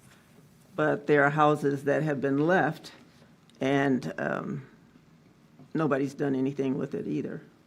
And it's not even just houses, it's actually lots. Because when I first got on the commission, there was a vacant lot that was going to be renovated, and they were going to have about, 6 to 10 houses or some type of park there, and nothing's been done. And that's been over 6 years. Yeah, COVID had a lot to do with that too, so. But Kind of the problem is when you take over an abandoned lot and you have 4, 5, 6 houses that are around it, that the property values aren't very appraisals. high. Yeah. You can't go in there and build a $200,000 house in a market that it's only They weren't, $110,000. they were going to build, and I I said I get that, affordable. I yeah. get that, but that's some of the problem, is that you can't go and build a house that's worth more than what the actual appraisal is of the property. Price yourself out of the neighborhood. Within what's around you. And it happens all over the place regardless. Yeah, and so the houses that we're looking at to tear down, you're not going to spend that kind of money to build them. And I was approached by one person, and the lots, the lots were going to end up being about $60,000. But they were going to build a house that was going to be about $250,000. But they wanted the neighborhood. They said they wanted to move back in the neighborhood. So there are so many different things. And you know, I said, we're talking tonight, and, you know, I appreciate the conversations, but I really think there has to be something a little bit more definite and a little bit more intentional. I said, because we say one thing one time, and then it switches. And so I'm just looking at, I said, you know, houses can be built for less than $150,000, and they can be built practically anywhere. No, they can't. Yeah. Well, I'm just saying that I have been told, and this is a contractor who said it could be. So, and I think he's reliable. So, I mean, that's just my take on it. So am I understanding that you want us to explore? I think maybe- Manager Stockwell was mentioning, you know, public-private partnership, and then, you know, just, you know, like the one up on, it was a Dewey or Snow over there, the one on the other section of Dewey over here. those lots will remain vacant forever. The one on Tejas, because it's not profitable, like we just mentioned, you price yourself out of the neighborhood. It's gonna cost you $400,000 to build a house in that neighborhood with today's pricing. Well, you're never gonna get your investment back out of that house. So nobody's gonna, in their right mind, unless they just absolutely wanna live there, is not gonna go spend that kind of money to build a home in that neighborhood. Rockwood would probably be the only exception because it's a nicer neighborhood. But like, say, Tejas up here, you're not gonna go spend $300,000 to build a home when the homes are only selling for, $180,000 to $200,000. Understood. And- Yeah, and so I understand the public-private potential relationship there. Yes. I'm specifically, you mentioned rehab versus maybe dilapidation. Are you wanting us to figure out maybe or come up, bring forth ideas that are, instead of bringing a resolution, a proposed resolution for dilapidations, maybe it's rehab instead of dilapidation? Members of the commission, if I could hope you refocus. We're talking about a concept that really needs some examination. It does. I think the current process that we have, this house needs to be demolished, and we need to move forward with that. There are others that need to be demolished. The real solution in this particular area of town that we're talking about is putting together, as much as possible, adjoining lots so that we don't have a 50-foot wide lot, so that we can, in fact, have places where structures could be built to take their place. We don't want to bring in manufactured homes. We don't want motor homes. We don't want any of those. We don't want tiny homes. We want to be able to go back to those neighborhoods and put together enough parcels of property so that housing that could be built in those areas. And so if what we end up doing is writing down the value of the lot to a point where it is possible to construct a decent house in the place of those that are being down, that's the goal. But we're not going to solve that tonight. It's going to have to come through a joint effort that we bring forward to the commission while we continue to do the job of enforcement that we still have before us. All right, are there any more questions? If not, we're going to ask for a motion on item number 6. Move to approve the vote. For a second. I'll second. Okay, we've had a motion from Commissioner Robinson, and it's been seconded by Commissioner Burnett. We'll go for the vote.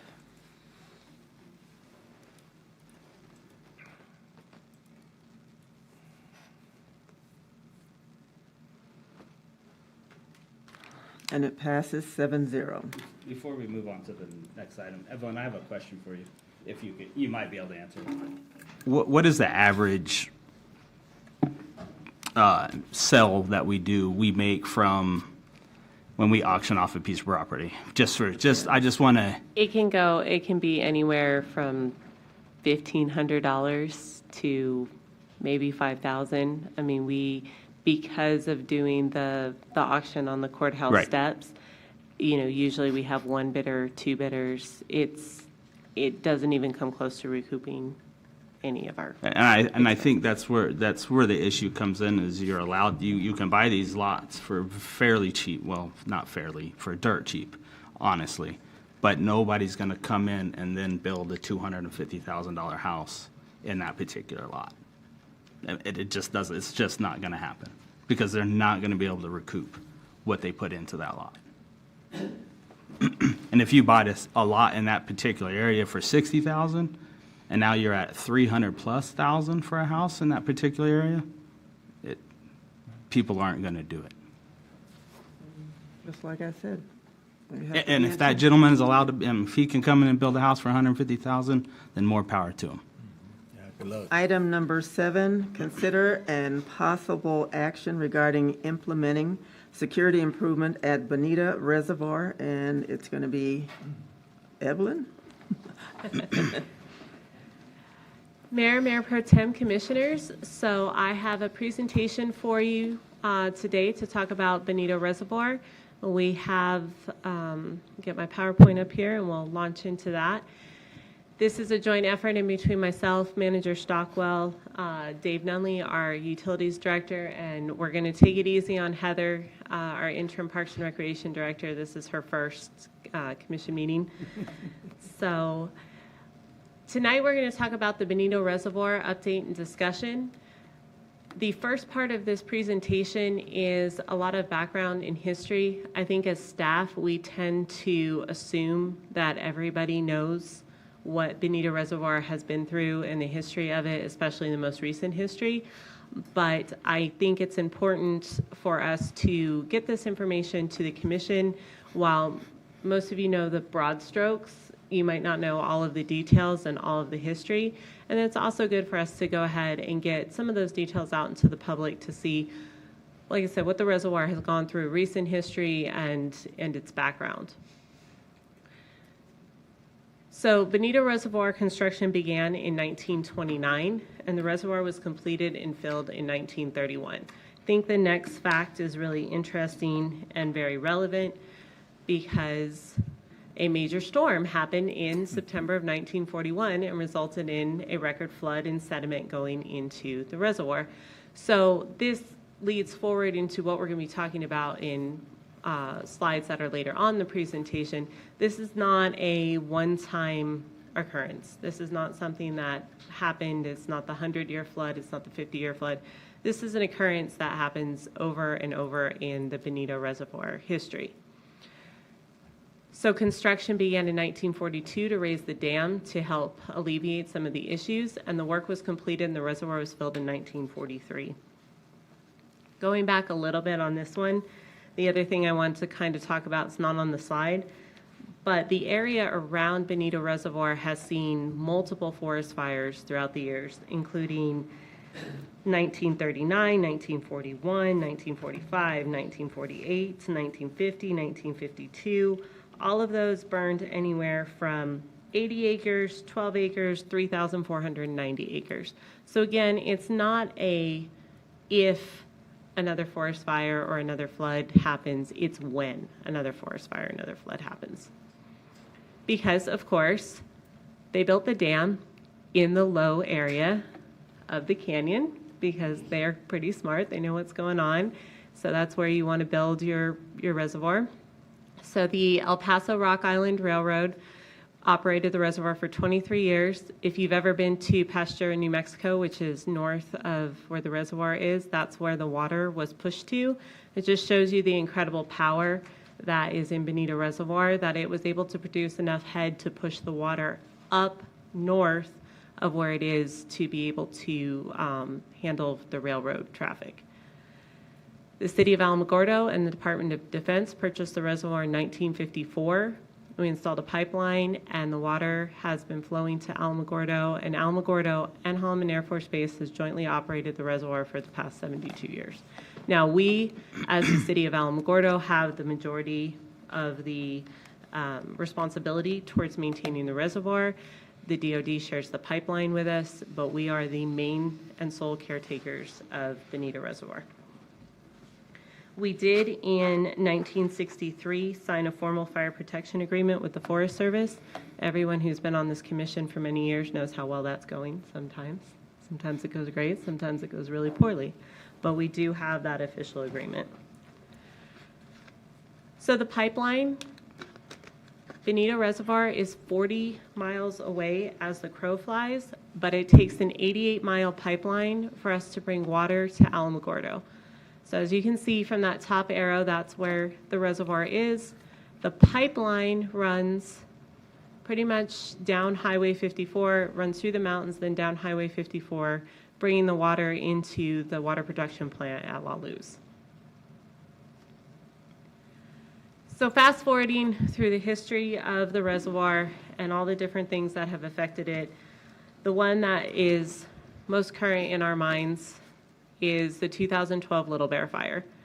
So these are just a couple pictures that were provided. As you can see, that was a very massive fire.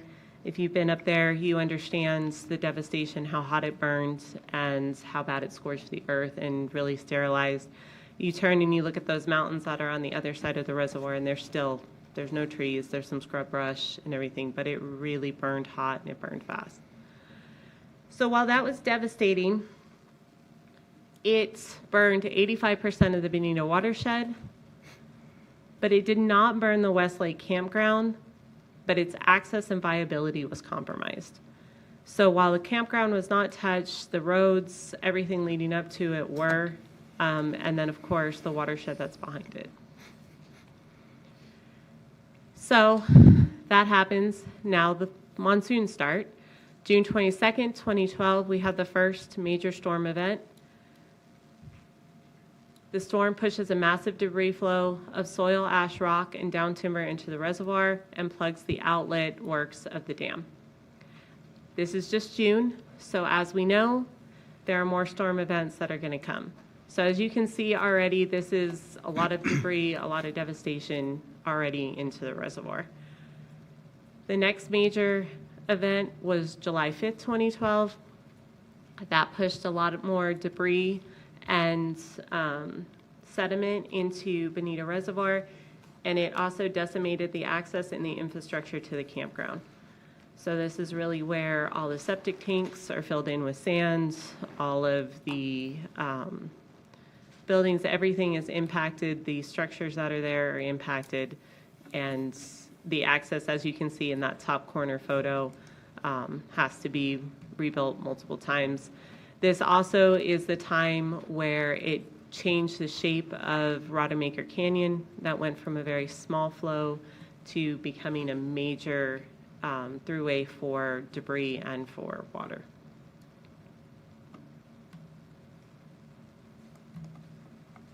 So this is the lake, or the reservoir, after the Little Bear Fire and the storm incidences that came.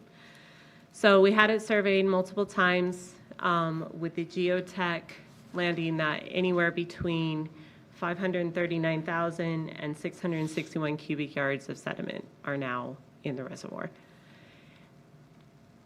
FEMA agreed to pay for the removal. They went kind of in the middle and said they would take out 581,000 cubic. And they would also do the soil testing to eliminate concerns about hazardous waste. So for everyone who had heard all of the urban myths about the gold and the church and the various and sundry other things, just a lot of sediment. So this is probably my favorite picture of the entire presentation because this is the dam. And so this is during the removal of the sediment. So as you can see over to the left is the intake tower. And you can now notice, so this line to this line, that's 30 feet. So you can see that the sediment came all the way up to that line. This line here, in between the two, that's 40 feet. So we're talking about 40 to 48 feet of sediment that was up against the dam structure.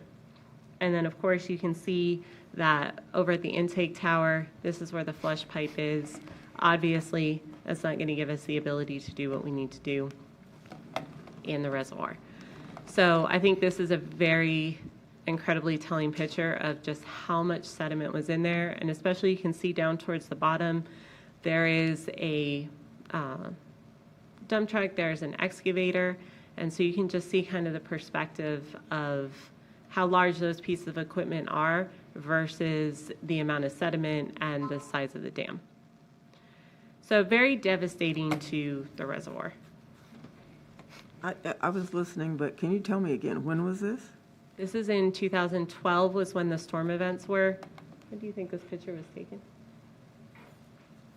This picture was taken during 2017, 2018. I was thinking about I know this is the picture before that. That's 2012, that's how it looked? This is, yeah, so this is 20, this picture is probably taken in 2014.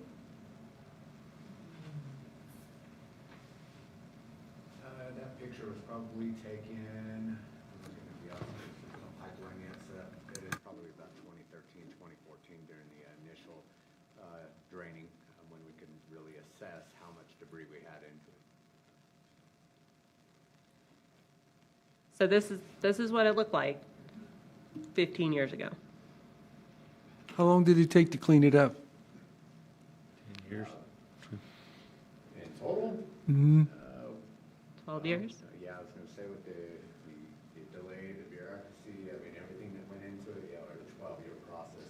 The actual construction plus the permanent renovations was about 3 years. And where did we get the water from in that time, during that We time? had to change our complete management of our water system and increase our pumping significantly, which everybody in the city has noticed because the hardness has increased quite a bit over the last 14 years. And our surface supply, which is the Alamo and the Alalos Fresnel system. We also re-drilled the Prather wells and rehabbed another well, right? Yeah, and we also, that was when we really finished up the lawsuit over the snake tank well field and put in the initial peaking facility. Thank you. And what was the difference between the cleanup in 41, 43, and this one that took 10 years? Was it just? FEMA. Okay, all right. You haven't dealt with the disaster until FEMA shows up. Okay, all right. Thank you. To be fair, FEMA did, I mean, they paid $20 million to rehab the reservoir. So, I mean, this obviously, as you can see from the sheer magnitude of this project, there was no way that without FEMA that the city could have funded this rehab. So while it's a lot of bureaucracy and it's a lot of hoops to jump through, it was 100% necessary, or we would probably still not have the reservoir at this point. It was a significant lift.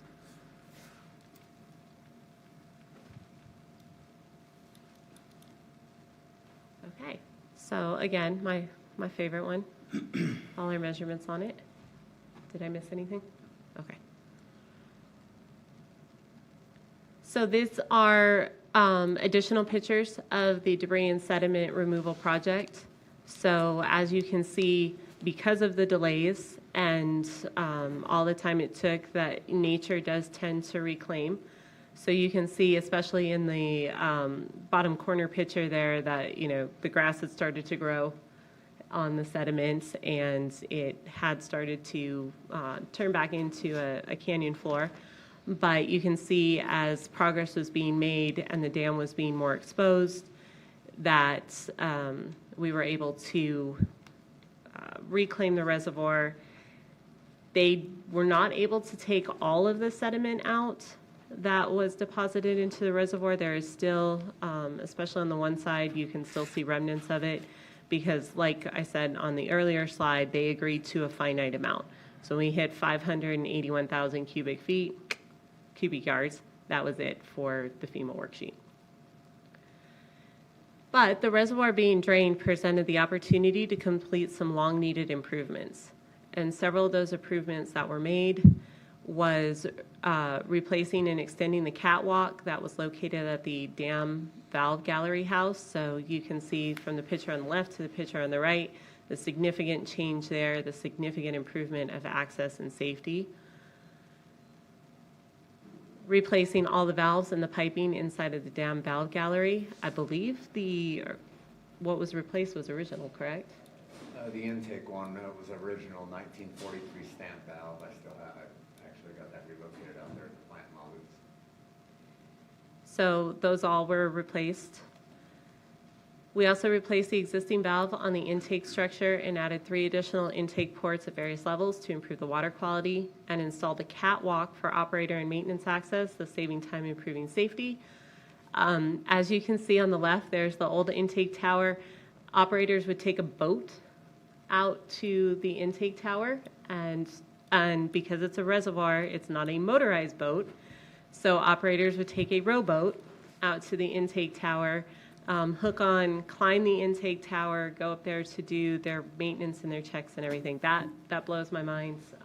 That on your job description was be able to use a rowboat. And it's not close. It's a pretty good row. So it was a definite improvement to have the catwalk to be able to walk out to the intake structure. And then, of course, replacing the concrete on the top and the downstream of the dam, also refacing the dam above the wake wall and installing new perimeter security fencing. So for most of you who have been out to the dam, been on the dam, you can see that there's a huge difference in between the way it looks now versus this photo here. And this photo was, what, probably 2017? Yeah. 2015, 2017. So it is relatively current that the dam was in that shape. And then the refacing took place. And then that's where we are now. So after all of this trial and tribulation, working with FEMA, bringing the money in, moving the dirt, and getting it all out, during this time, the campground and fishing area sat idle with little to no maintenance, and it became a favorite area for native wildlife. There was a point in time that you went up to the Westlake Campground area, and you could just see, I mean, the elk, they tore down everything because they just had free reign. They still have pretty good free reign up there now, too. So the project is completed, the bypass is removed, and the lake began to fill again. Water was received at La Luz for the first time in 12 years. New Mexico Game and Fish stocked the lake with fish on 5/24/2024. It was scheduled to open. Then we have May 2024, we have the Blue 2 fire. So this fire actually did impact areas within the campground and burned more than 7,500 acres, including areas within that campground. And it's scary how eerily familiar the photos are from the 2012 to the 2024. The commission declared an emergency on May 31st of 2024. Many of you were involved in that. The Utilities Department, King Industries, the Natural Resources Conservation Service, along with MP Chavez Construction, mobilized within 3 days. It was amazing, especially considered NRCS is a federal service, but this is their emergency money that has very tight restrictions about mobilization and how quickly the construction. So all of these pictures here are of MP Chavez Construction, their heavy equipment, and they started moving debris, like I said, within 10 days. Their construction began on 6/3 of 2024.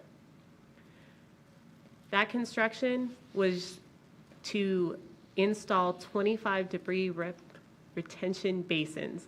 We did that with 2 separate NRCS allocations. They originally came to us with the first set of money through King Industries. Once they saw what the plan was in the mobilization, they came and had some additional money. Of course, this was before the salt fires started in Ruidoso and, really devastated the Ruidoso area. So we were just a little bit before all of those fires and flooding happened. Now, Yeah, go ahead. I'm sorry. No, go ahead. Now, I haven't been up there for like 2 years. So is this, because I remember more trees and more greenery, so do we have less trees and less greenery up there at this point?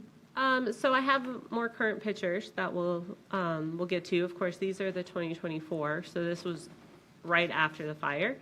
And so a lot of the greenery and the trees had been burned at that point. Obviously now a lot of that has come back. There's still obvious signs of the fire from 2 years ago, but luckily the Blue 2 fire did not burn like the Little Bear fire. It didn't scorch the earth. It didn't, sterilize anything. So there's a lot of regrowth.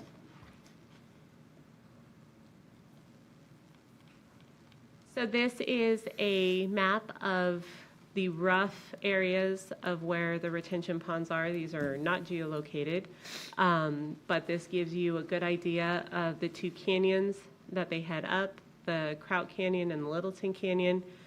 And then there is the large one that's right there at kind of the mouth of where those 2 canyons come together. We often refer to it as the Duck Pond.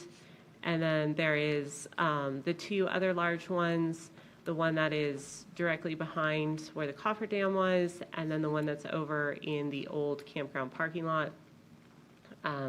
So this gives you an idea of where we were able to mitigate the flood risk. prior to the monsoons coming in 2024. We were lucky the 2024 and 2025 monsoon seasons were not particularly strong. The 2026 one has been substantially stronger than those, and we have definitely seen a lot of use out of those retention basins. So, for example, the photo on my left is of this retention basin on July 5th of 2025. So that was a Saturday. And then from July 5th to July 9th, there was a significant rainstorm. This was the rainstorm that unfortunately took the lives of some people in Ruidoso, smashed a lot of vehicles. And so when we went up to see, that, we were able to come see. So pretty good proof of concept. As you can see, the change just in 4 days from a major rain event, the retention basin begins to fill in. It catches all of that debris that if it was not in the retention basin would be in the lake. This particular photo is of the parking lot basin.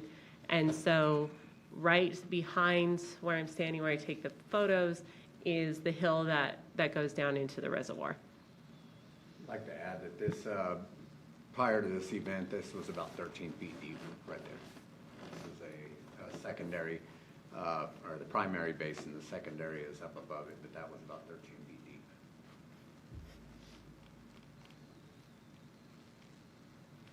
So as I said, the monsoon season for 2026 has definitely been much more strong than what we saw in 2024 and 2025. So these are photos taken throughout July and August of 2026. As you can see, the retention basins are doing what they're supposed to. They are catching the debris. The one in the top middle is the duck pond. And then the one all the way to my right that has the bar screen. So that is the Rio Bonito. That's the intake into the reservoir.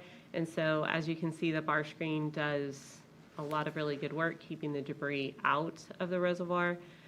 The photo that is down in the bottom corner is where the old culvert is for what leads into what we call the duck pond. And then we'll look at some photos on my other PowerPoint that kind of shows the other side of that.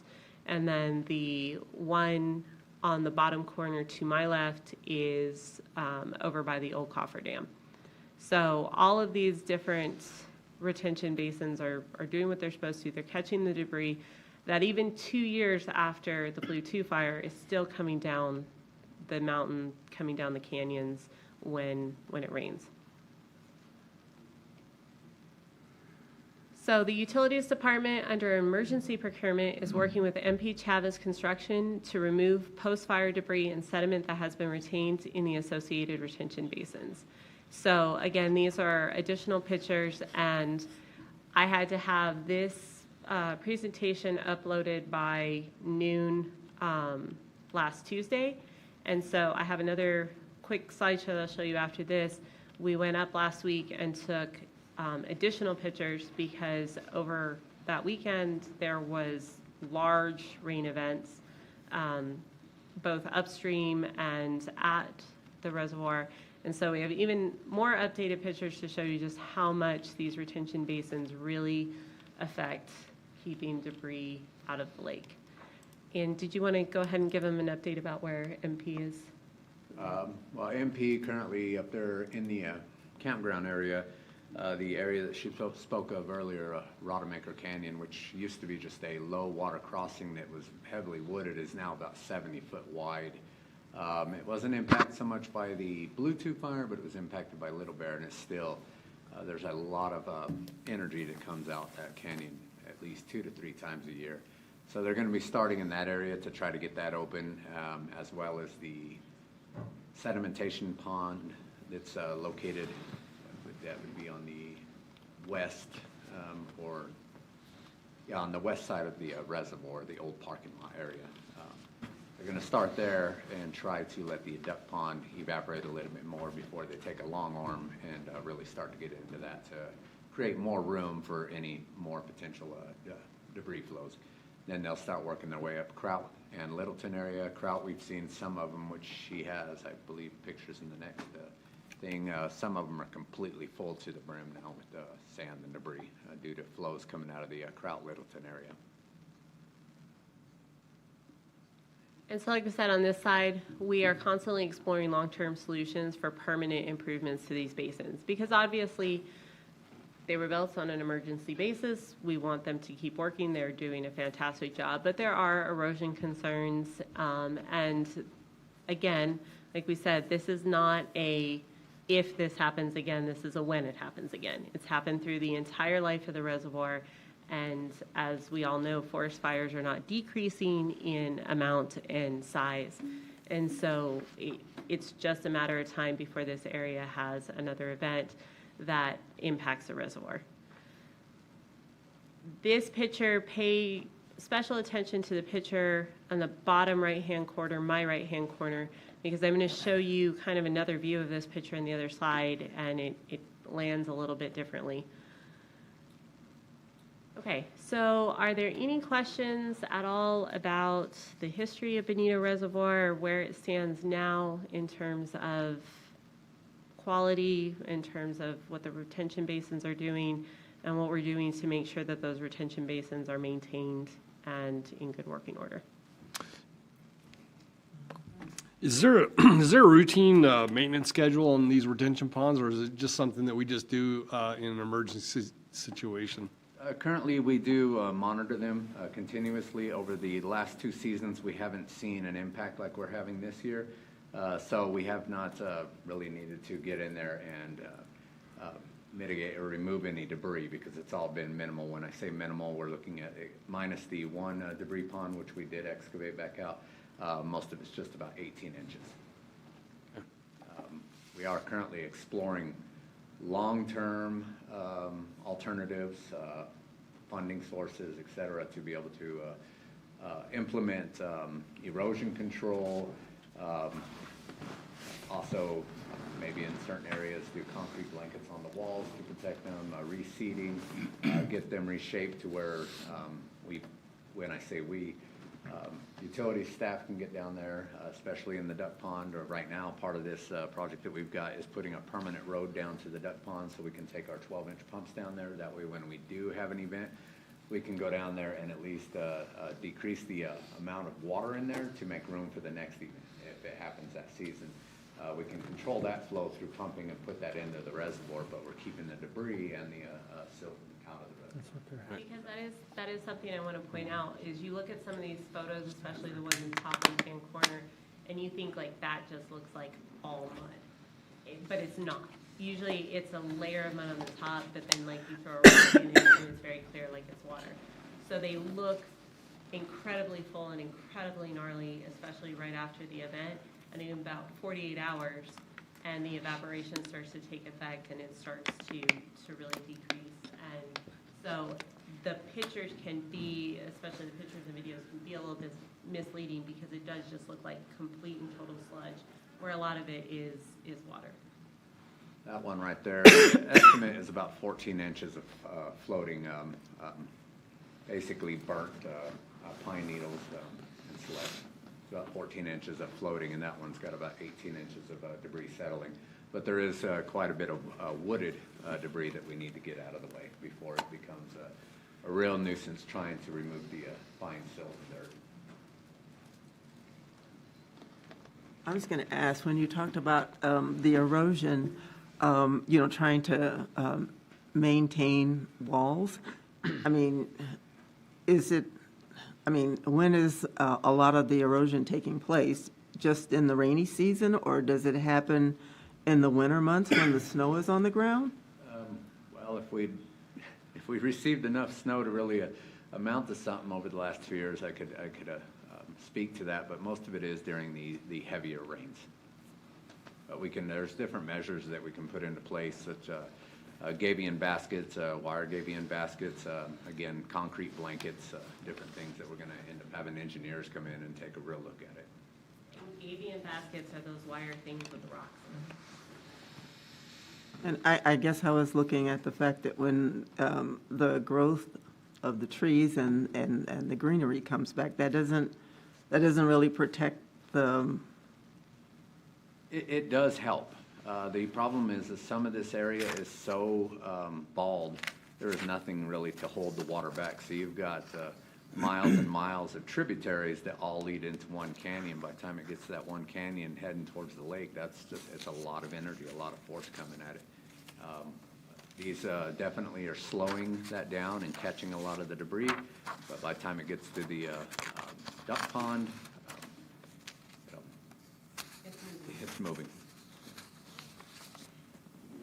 What would you guess is the percentage of Alamogordo's water supply that Bonito makes up? The percentage historically was anywhere from 15 to 22% annually. However, I need to note that that annual was always in the summer when we absolutely needed it. I'd also like to point out that that is the city's absolute best water source, the highest quality. It's under 200 TDS, and now that we're starting to try to get a blend, we're hoping to see over the next, providing we can maintain getting water from the reservoir, seeing a decrease in our grains per gallon and our hardness. So hopefully, instead of doing changes on the cooler pads twice a year on the big ones, start getting back to the old days of doing it once a year. 15 to 22%, you said? Yeah, but again, that's all this over the entire year, but we take that during primarily 3 to 4 months. At that point, we can usually get about 2,200 gallons a minute, which means that's also a lot less pumping that I'm having to do, so it's a lot less cost, because right now pumping, it's all energy. This is gravity feed all the way down to the reservoir, at which point then we filtrate it in the plants and then send it to the system.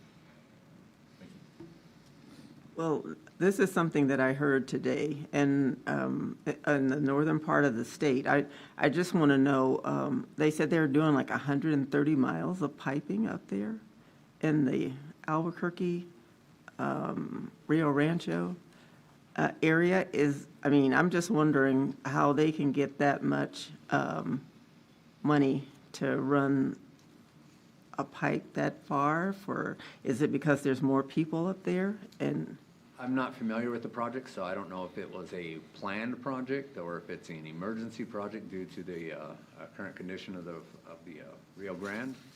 So I can't really speak on that one. well, I guess the reason why I was asking is because it seems like, sometimes we're struggling here, not for the water, but just struggling with the pipe lines. So, And I mean, that's everywhere. You've been, and I sat in on several of them over the last year of like the Water Trust Board meetings, where they're approving, Water Trust Board money, Drinking Water State Revolving Fund money, and everybody is doing pipeline projects, working on pipeline projects. We're working on pipeline projects. We have a lot of pipeline projects that are going to be coming out here, because everybody's infrastructure is aging just the same. And so, depending on how Albuquerque did it, they could be debt financing it, which is most likely what they're doing. They're probably, and this is complete speculation, they're probably doing a mixture of Water Trust Board, Drinking Water Revolving, their own financing to be able to do that much. I'm sure they have a very large lake for that. but we're set on Bonito Lake. We don't need anything else for Bonito Lake at this time as far as piping is concerned to make sure the water gets here and it gets here in a safe state. For Bonito Lake, yes. The Okay. conveyance system is currently in good operable condition. There's a few areas that still remain the original installation that was put in 54 through 56, but it's very, very small. There's a few here in town from La Luz that goes down to the about Scenic is still original, and then through Carrizozo up to and partway up 380 up to New Mexico, 7 is still original. The rest of it has been replaced. Actually, up through Nogal is still original, sorry. The city of Alamogordo replaced everything from the lake all the way down to Nogal, and the Department of Defense in early 2001 to 2003 replaced everything essentially from Carrizozo to all the way to La Luz. Kalala is right, okay. That being said, it also sat idle for 12 years, so bringing it back online has really, it's taxed a lot of hours. I mean, we got over 198 airbags on that line that sat idle, so I'd probably say 40% of those dry rotted in terms of like the grommets and the gaskets, so we had a substantial amount of leaks. About 3 weeks ago was the first time we finally achieved 1,000 gallons a minute, and we've increased it up to 1,200 gallons a minute right now. Our goal is to get it up to this, during the month of September, to get it up to the max 2,200 GPM for testing purposes. Obviously, we start delivering water to Holloman come October 2. And usually, historically, we served Holloman water during October 15th to about April 15th. And we're hoping to restore that this year.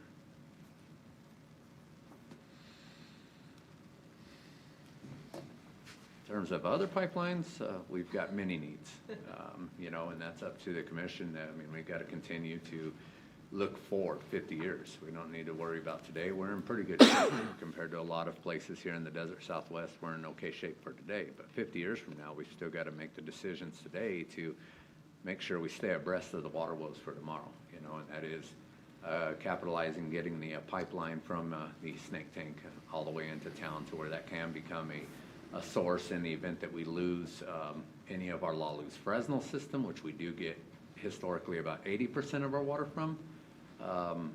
We start losing any of that to fire, we want to have backups. We don't want to just turn to pumping because, you know, eventually pumps go down, then we're out of water. So I hate to bring the grim news, but we've got to continue to plan. Thank you.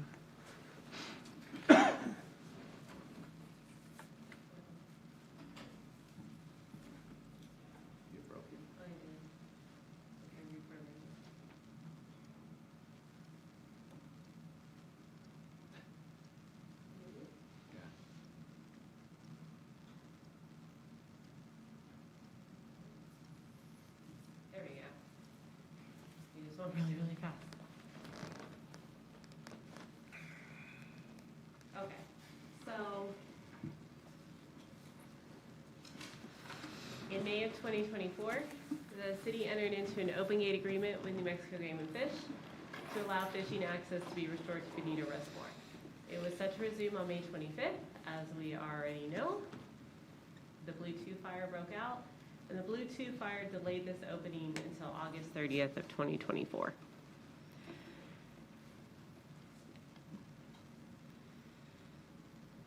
A little bit of a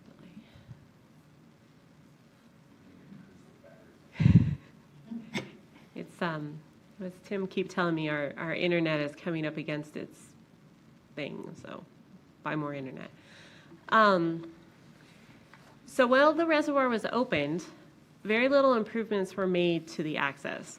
So we kind of put the cart before the horse. We entered into the open gate agreement. We opened everything up and said, come to the reservoir and fish.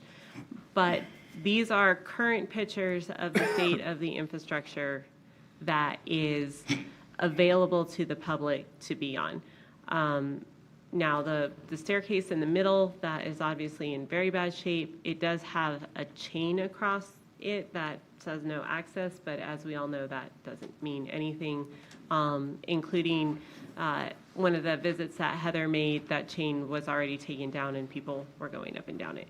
So as you can see, there's some access that's in a little bit better shape, but there's some access that is in very, very bad shape.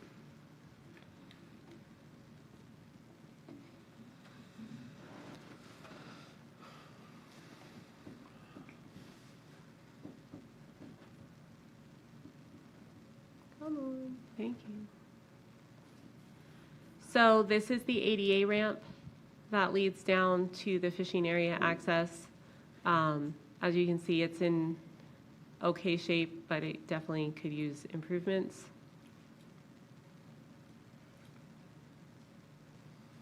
There are tripping hazards and insufficient infrastructure throughout the entire area.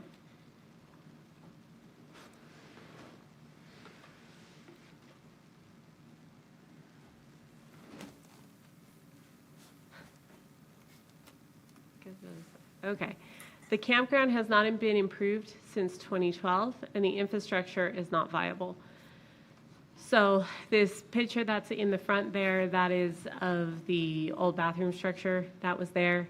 And it's a little hard to see. It comes off better on my computer than it does here, but it's still pink with the slurry that was dropped from the Blue 2 fire. During the time that the reservoir was down for the rehab, there was not any financial planning that was done. So the fund balance that is in Fund 88, which is the campground fund for FY27, it began with a cash amount of $424,288. The other situation that we've talked a little bit about here is Rodemaker Canyon. There is definitely a situation there. So the debris flows in Rodemaker Canyon would also have to be addressed before the campground could be open, as the current situation poses a huge safety risk. So this canyon runs right through the middle of where the campground was and the access. And so as Dave was talking about, this used to be relatively small, but now you can see this is very, very large. All of the logs and debris that are there were from a rain event from 2026. So this was something that had recently happened right before we went up and took pictures. Again, on my other PowerPoint, I'll show you, but there was a rain event after that, and you can see that this particular area is running extremely hard and extremely fast. So clearly, the current fund balance is not sufficient to address these concerns, but could cover the cost of securing the reservoir and possible telemetry for monitoring that security. The current open gate agreement is also unacceptable, as it mandates access to areas which cannot safely be accessed under the current conditions. So the area that is highlighted in orange, this is a direct screenshot from the current open gate agreement. And as you can see, it goes from dam to dam, and it goes all the way over. This is what we are agreeing to, that we would allow access to the public.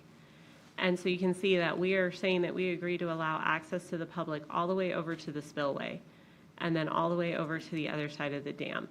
So the area, it kind of comes around, and then it's a little bit broken there, and then it starts. All of that area that restarts there is what used to be the Westlake Campground. So everything I've shown you in terms of the Rodemaker Canyon runoff and the unimprovements, so that's on that side. And then on the other side is where the fishing areas that have tripping hazards and other issues are located. So this is definitely an issue, because allowing access so close to the dam puts the city in violation of the rules set by the Dam Safety Bureau. I was told of a social media post recently that gives a really cool trail that you can walk, and you can go all the way down and go to the spillway. That's huge. That's a huge issue. The spillway is part of the dam structure, which is all authorized and regulated by the Dam Safety Bureau. So the purpose of the Bonito Reservoir is to provide a safe, reliable, and quality water source for the citizens of Alamogordo for Holloman Air Force Base. So with this purpose in mind, staff is currently making the following recommendations. We are recommending the cessation of the open gate agreement, closing the reservoir to all recreational activities, allocate the remaining balance in Fund 88 to securing the reservoir, and securing the reservoir with a fence that meets our current security standards, while also continuing the efforts to make degree mitigation solutions permanent. So to give you a visual representation of those recommendations. So here's the lake. The white line is an example, is a description of where we're proposing running the fence. So from dam to dam. So what this would do is this would make Bonito Reservoir a secured reservoir in the same vein as we secure our reservoirs now, and reservoirs are secured all over the country. So no more fishing. No more fishing. Okay, and then I'm open for questions. Obviously, Director Nunley, Interim Director Casebolt are here. That's our proposal. Yeah, I have a question. And City Manager Stockwell, of course. So you're telling me that every reservoir in the United States has a fence around it? It does not. Okay.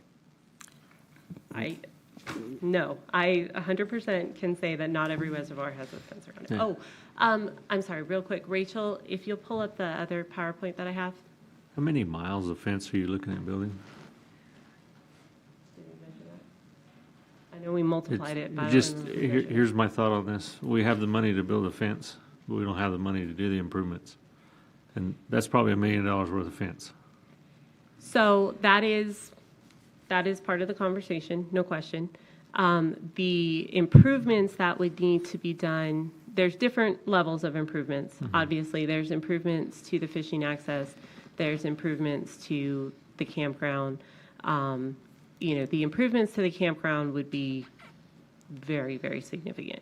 So The why don't improvements to the fishing access would be a little bit different. And really quick, before we get a little bit further, I did want to show you. So this is the area, we've mentioned the duck pond, so the duck pond is across the road from this area. This is what is basically the unimproved parking lot.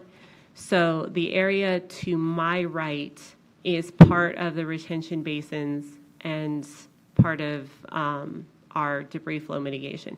But as you can see, that debris flow mitigation is still needed further in. And so this is definitely something that we look to the future to improve, to just increase overall the debris flow mitigation here. These are the pictures. So in between the pictures that were on the presentation, these all came from 2 rain events that happened within the 5 days in between when I posted those. So here's one of the retention basins further up the canyon that is filled with debris. Let's see if I can get it to change. This one is completely filled. So this one is about a 6-foot deep retention basin. And as you can see, there is a little kind of canyon that runs off to the side. It all came down in there and is completely filled in with sediment. So this is obviously one that MP is going to be focusing on getting this cleaned out and clearing the debris. And then this is just another picture of the duck ponds, and as you can see, the debris that it is catching. This is the one I told you earlier to kind of keep in mind that other picture. So this is that canyon. And so as you can see in the week in between when I put the presentation together versus when we went up there to review, another rain had come through. And there are several different debris basins that are here, and they are all completely filled with water and the different debris. So, and as you can see, like there's a sign on the side. There's actually a road over to the side that was not passable at this point due to the rain and the debris flow. And then this is Rodemaker Canyon. So as you can see, there was, with the other rain events, it made it, again, a fundamental change. This canyon is changing every time there's a rain event that is coming through it. The culverts that are placed under the road here, they are completely full. They're just not there. And so this is one of the ones that MP will be working on as well. And then this is just, we saw this earlier, here's the bar screen and how it looks after an event. And then utility production, the workers go up there, very diligent. They go up there at least once a week. And one of the things that they do is they clear the debris off of the bar screen. So I think I have an after photo here, if it's gonna.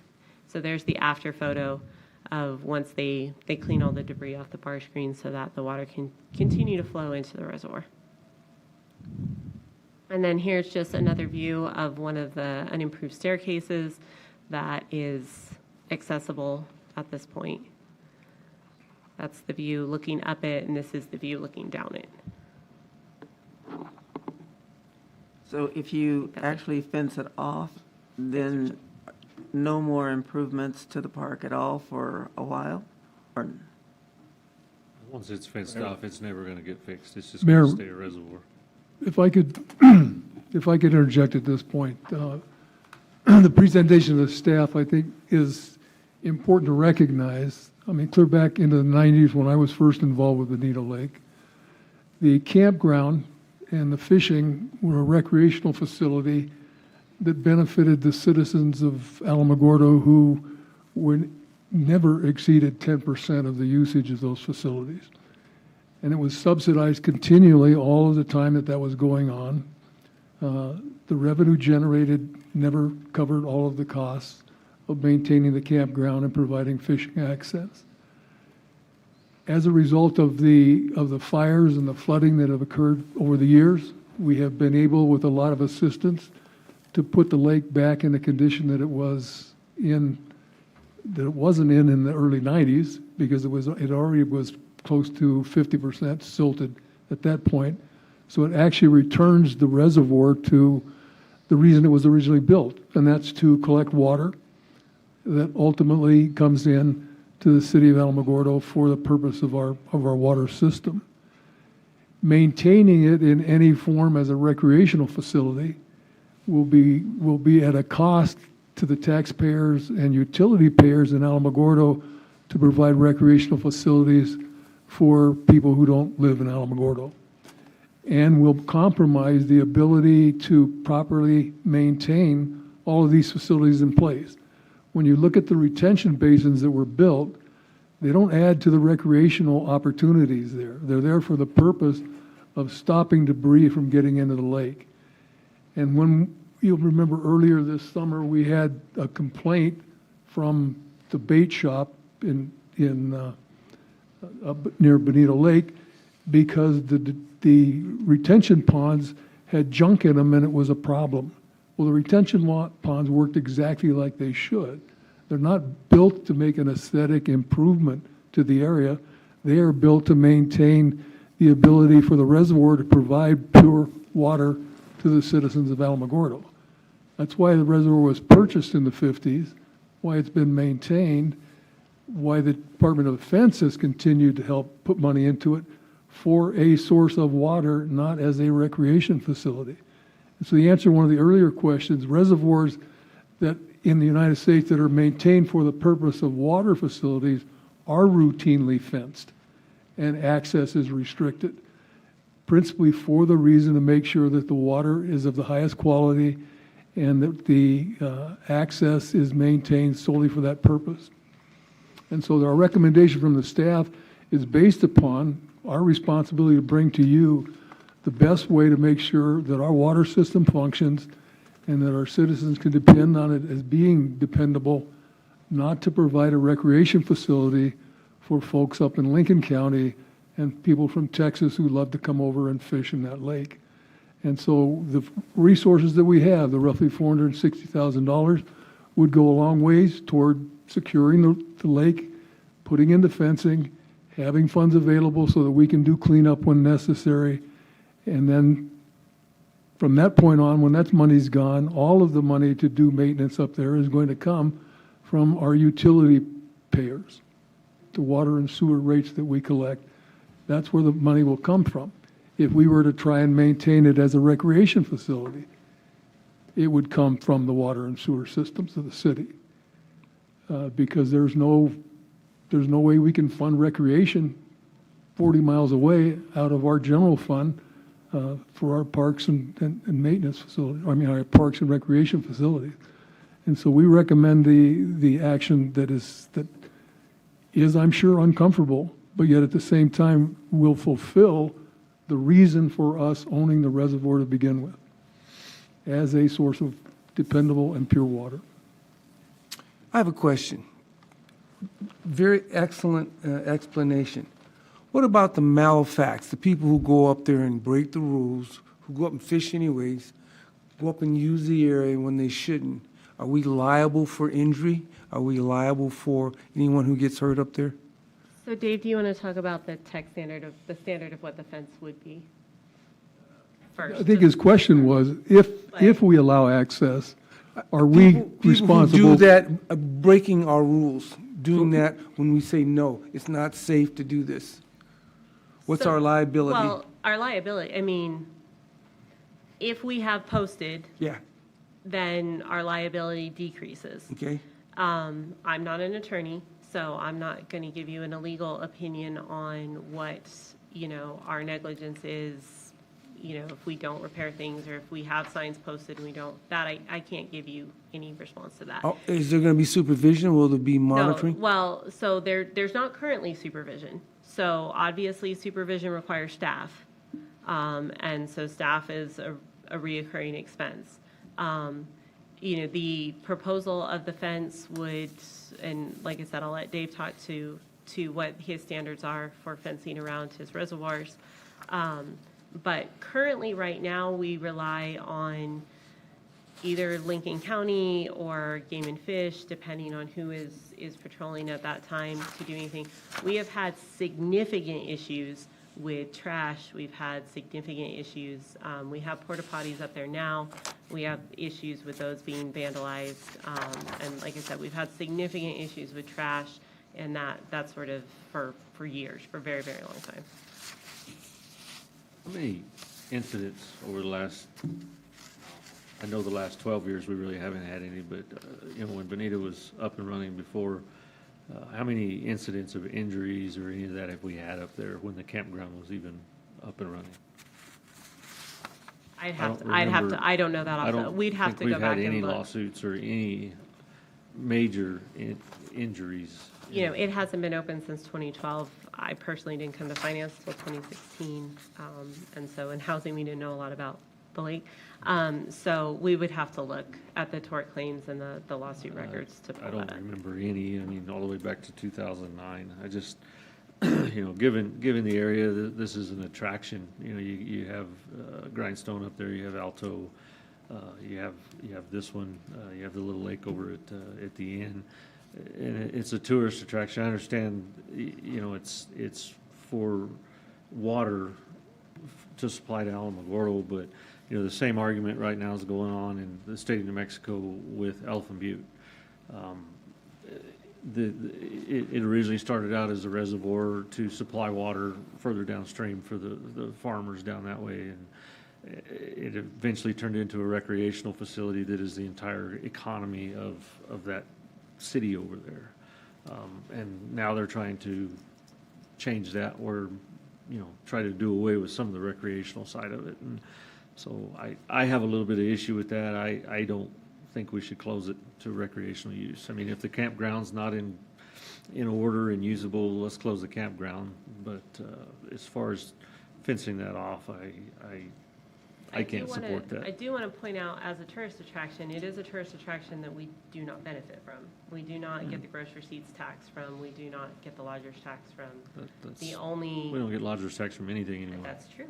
So, that is a quick but question. it is- Speaking of lodger's tax, if we were to re-implement that, could that money be used No. for this? So we researched that very heavily last year, and it took us a long time to get an answer. Mhm. And when we finally did get an answer, the answer was no. Did they give a reason? Because it is in a different county, even though it is Gotcha. city-owned property, it resides in a different county. It's in a different county. Okay. It took us a long time. We had to go through multiple departments to get that answer, but we did get it. A question on the compliance with the Dam Safety Bureau. That is the state agency, is that correct? That is correct. And do we undergo any audits or inspections for that? Annually. Every year we have to, because that's considered a high hazard dam. So every spring, me or one of my staff members meet, we crawl all over the dam. We get evaluations on the condition of the spillway, condition of the dam, condition of the outlet works, condition of the perimeter fencing. Right now we're getting strikes against us because of the spillway and security. Primarily from the, being able to access the spillway freely. Any ideas on the eventualities of that? What do you mean? If you get certain amounts of, If we get certain amounts before us doing the permanent improvements, there was often threats of them lowering our ability to maximize our storage in there. So the capacity, because it is a high hazard dam. We have made most of those improvements. Well, we made all of the improvements on the downstream side, but it's continuous maintenance. It has to, the upkeep has to happen. And we've got some things that we've got to address. One being security, two being the outlet works or the spillway. And then as far as the proposal for the fencing, do we have an idea roughly about what that amount of fencing around the entire project would cost? I did quick calculations the other day. I figured it would be in between 600,000 and 7 at current prices. What type of fencing are we going with? That would be an 8-foot fence with a 1-foot barb. And to answer your question from earlier, if it was secured and it was posted, at that point it would be considered tampering with a public water system which carries a federal offense. And so as far as the plan for funding that, with us having just south of 500K for that, what would the plan look like to use this funding and eventually more funding to meet that mark that you're estimating? Yeah, because it would be a water production facility, then it could be used, the Fund 81 money, which is the water sewer operational fund, would be used to fund the rest of it as a water production facility, since it would not be considered money being used for recreation. And so the hope would be to combine both funds and then go for bid for building that fence. And you're looking for an idea of timeline of how long to accomplish that?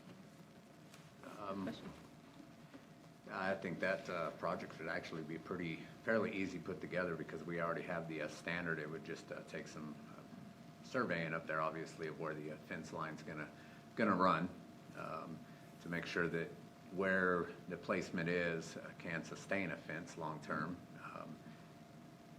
and then figure out the permanent route. And I think at that point it would go out to bid and it would almost be immediate construction, barring there is no issues with delivery of materials. Does staff foresee any cons with fencing of the reservoir?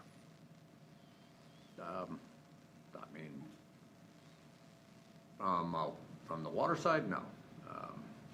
Some of them probably, they probably enjoy having the facility up there too. I'm not going to say that a lot of people don't, but no, I don't see any cons. It's continuous maintenance, just like we do any of our reservoirs.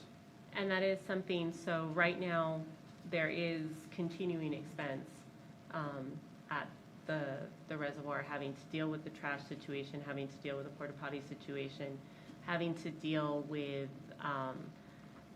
sometimes we do have to bring a contractor up there to deal with vandalism or different issues. So right now, that is just continuous money out with no reparation back. So at some point in time, that money is going to run out of that fund if we continue to leave it open. And could I ask for clarification on the request for this item as far as what we're asking to do here at this time?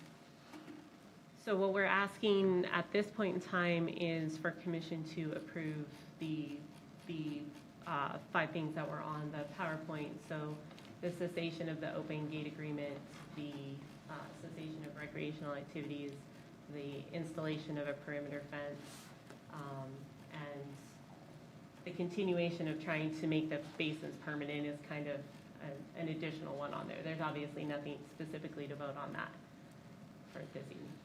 And does anybody by chance have an idea of the annual visitation to this area? It's been closed so long. So we haven't pulled any visitation numbers. They did a survey 3 years ago because it was right before the fire broke out. They did a survey, and of that they got 1,079 responses to the survey. Of that, 62% of the people who responded were not from Alvaro. So I can't tell you visitation numbers without, I'm not sure our Placer software covers that area. We would have to look and see. It's possible we have no idea, is that right? How often the area is visited by? Yeah, I mean, we don't have any sort of counters in place. I mean, we would have to try and do it off of the cell phone tracking software that we have. I know every time I've been up there, that road's fairly busy in and out, so. When was it originally put in place as a recreation area? You know? I mean, because I've seen pictures of the atomic bomb and the girls in the lake. So that would have been relatively early because it, you know, they built it, they refilled it in the early 40s. Yeah. And so that would have been, you know, relatively early in its history at that point. 43. It would have been owned by the Yeah. railroad. Yeah, it would have been owned by the railroad. I think it's unlikely that the railroad had it as an official recreation, but again, that was, you know, that was in the 50s. It was, we actually, our ordinance back to that time, and we still have in our ordinance about that you can't bathe in the reservoir. So, you know, reservoirs were very much more open at that point in time. So we don't really have a date of like when it was. Unless, I don't know, Bob, do you have any idea? I don't think the city even acquired it, till the mid-50s? 54. Yeah, that's when It we was, required it in 1954. Yeah.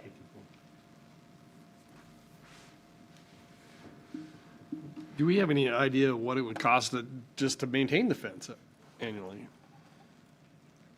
So, you know, the initial maintenance on the fence would be low because obviously when it's new, the maintenance is minor.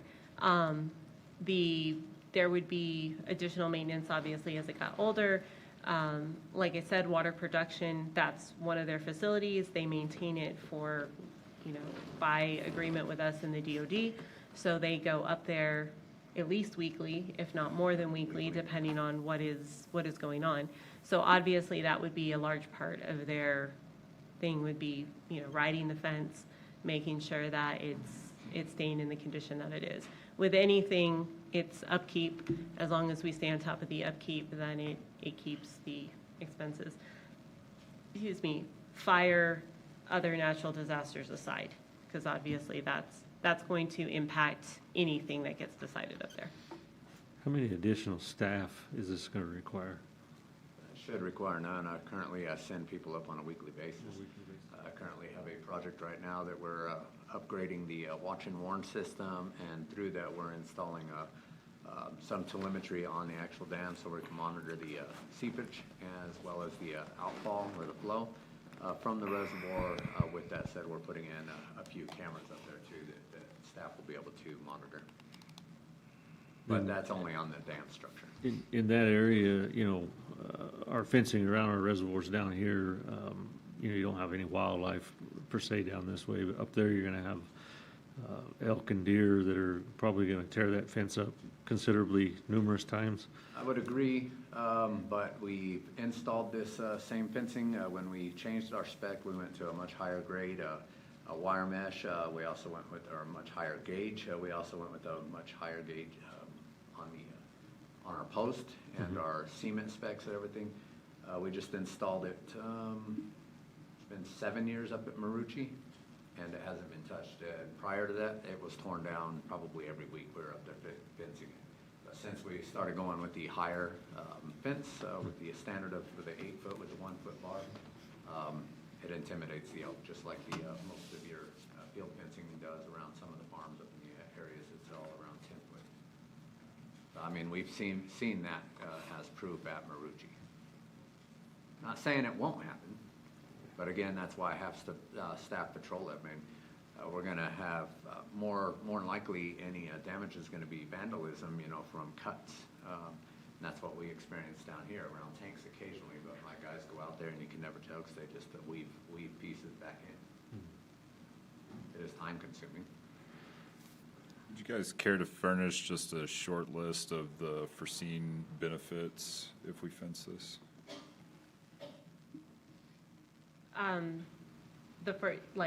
You want them now? Like, the foreseen benefits, obviously security. Security is number one. security of the dam, security of the reservoir, everything like that.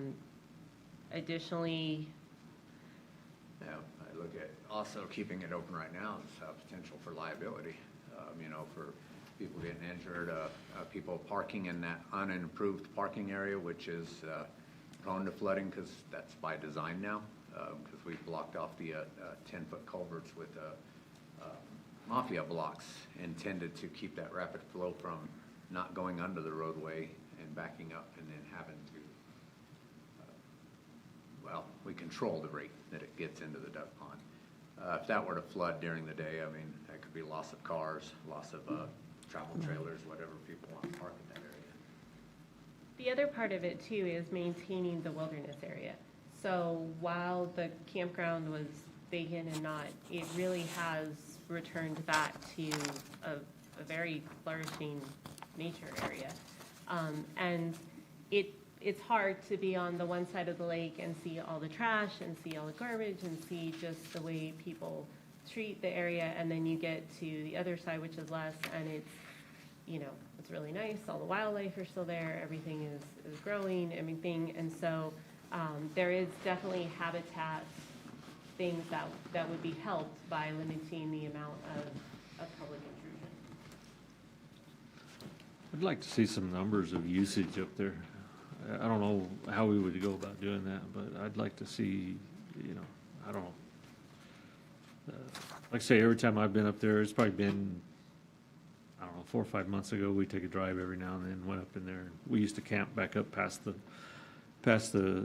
lake area there, you know.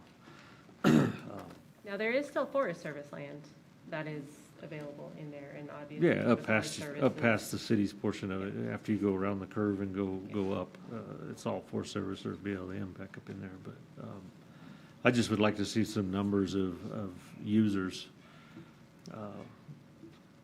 Probably, like I said, probably the best I'm gonna be able to get is off of the Placer software that we use to track the cell phones, is what we do We to get. track people's cell phones. Oh, yeah. So there's a software that is owned by most entities that do tourism that tracks cell phones and how cell phones move throughout your community. And so like that's how we track how many people come through for like tourism for events and stuff like that. So that would be, I think, our most likely means. I have not seen it for the reservoir, so I can't guarantee you exactly if it's gonna give us good readings or not, but we can definitely pull it. But you said most of the people that responded to the other survey were from Lincoln County Yeah, and so, not from Otero. Well, not necessarily from Lincoln County. The first question on that survey was, are you an Alamogordo, New Mexico resident and over the age of 18? And 62% said no. And so if I could clarify, this is primarily a foresight measure and not a reactionary measure to some infraction or foreseen liability exposure. Is that correct? Yeah. Yeah, I would like to see a list of incidents that we've had over the last, you know, we've owned it since '54, so the last 60, 70 years. Okay, so I'm probably not gonna be able to get you 60 Obviously, years worth you of can't, data. but you could probably go back 20 fairly easy. I don't remember there being any tort claims, any incidents up there. I mean, I understand securing it because of the water source, and, you know, given everything that's going on in the world today, water's probably gonna become a precious commodity. It is. Flying this weird-looking thing around the Tularosa Basin, and I think that's what they're looking for, is water. But, And remember, it does supply water to a major Air Force base, and so there is that consideration. is Holloman been factored into this equation? Have they been in the discussion? They have not been in the discussion. Okay, so they're not a part of it. This is a city thing. This isn't really Holloman. Right, because we have Yes. the operational responsibility to the reservoir. So I just, you know, we've owned it for the better part of 70 years, and it's never been secure. We've never really had any problems. I mean, All it takes is once. that's true, but, you know, all it takes is once somebody running a red light and T-boning me on the way out of here and getting killed. You know what I mean? I'm just saying I'm it just only saying, takes it's, I'd like to offer a motion that we move on to number 7. Move to approve. Discussion is over. Can you clarify what you would be approving? Item number 7. Consider, You got 5 different things Yeah, that you need to be got the approved. censation of the open gate agreement, closing of the reservoir. I don't have a problem with the debris mitigation portion of it. I have an issue with doing away All with the 5 of them. agreement and the recreational part of it, so. So which, I go with the recommendation of all 5 to secure it, and then further planning and getting numbers and tracking cell phones and all that later down the road. well, it'd be pointless to do any of that if we just approve it tonight, so. Well, That's we my have a- motion. Yeah, he has a motion. Do we have a second?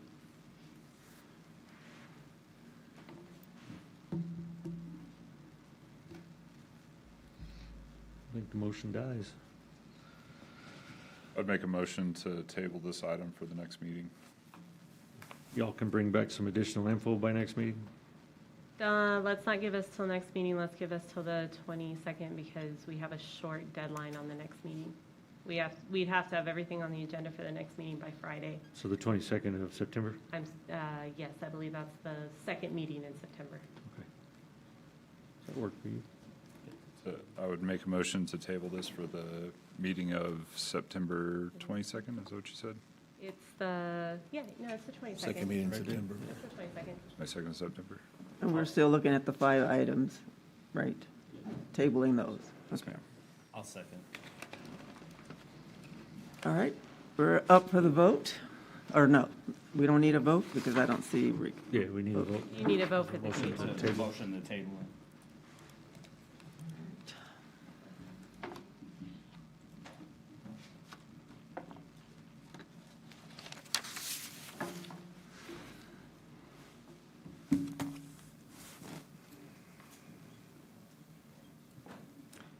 And it passes. Make a motion to adjourn. I'm going to say, do I have a motion for the adjournment? Second. And do I have a second? Second. So it's been motioned by Mayor Pro Tem Reardon and second by Commissioner Tapley. I got it right, right? Did. It's done. Take the vote. You have a vote We need to still. vote real quick. I'm Yes. an aye, Rachel, I closed that already.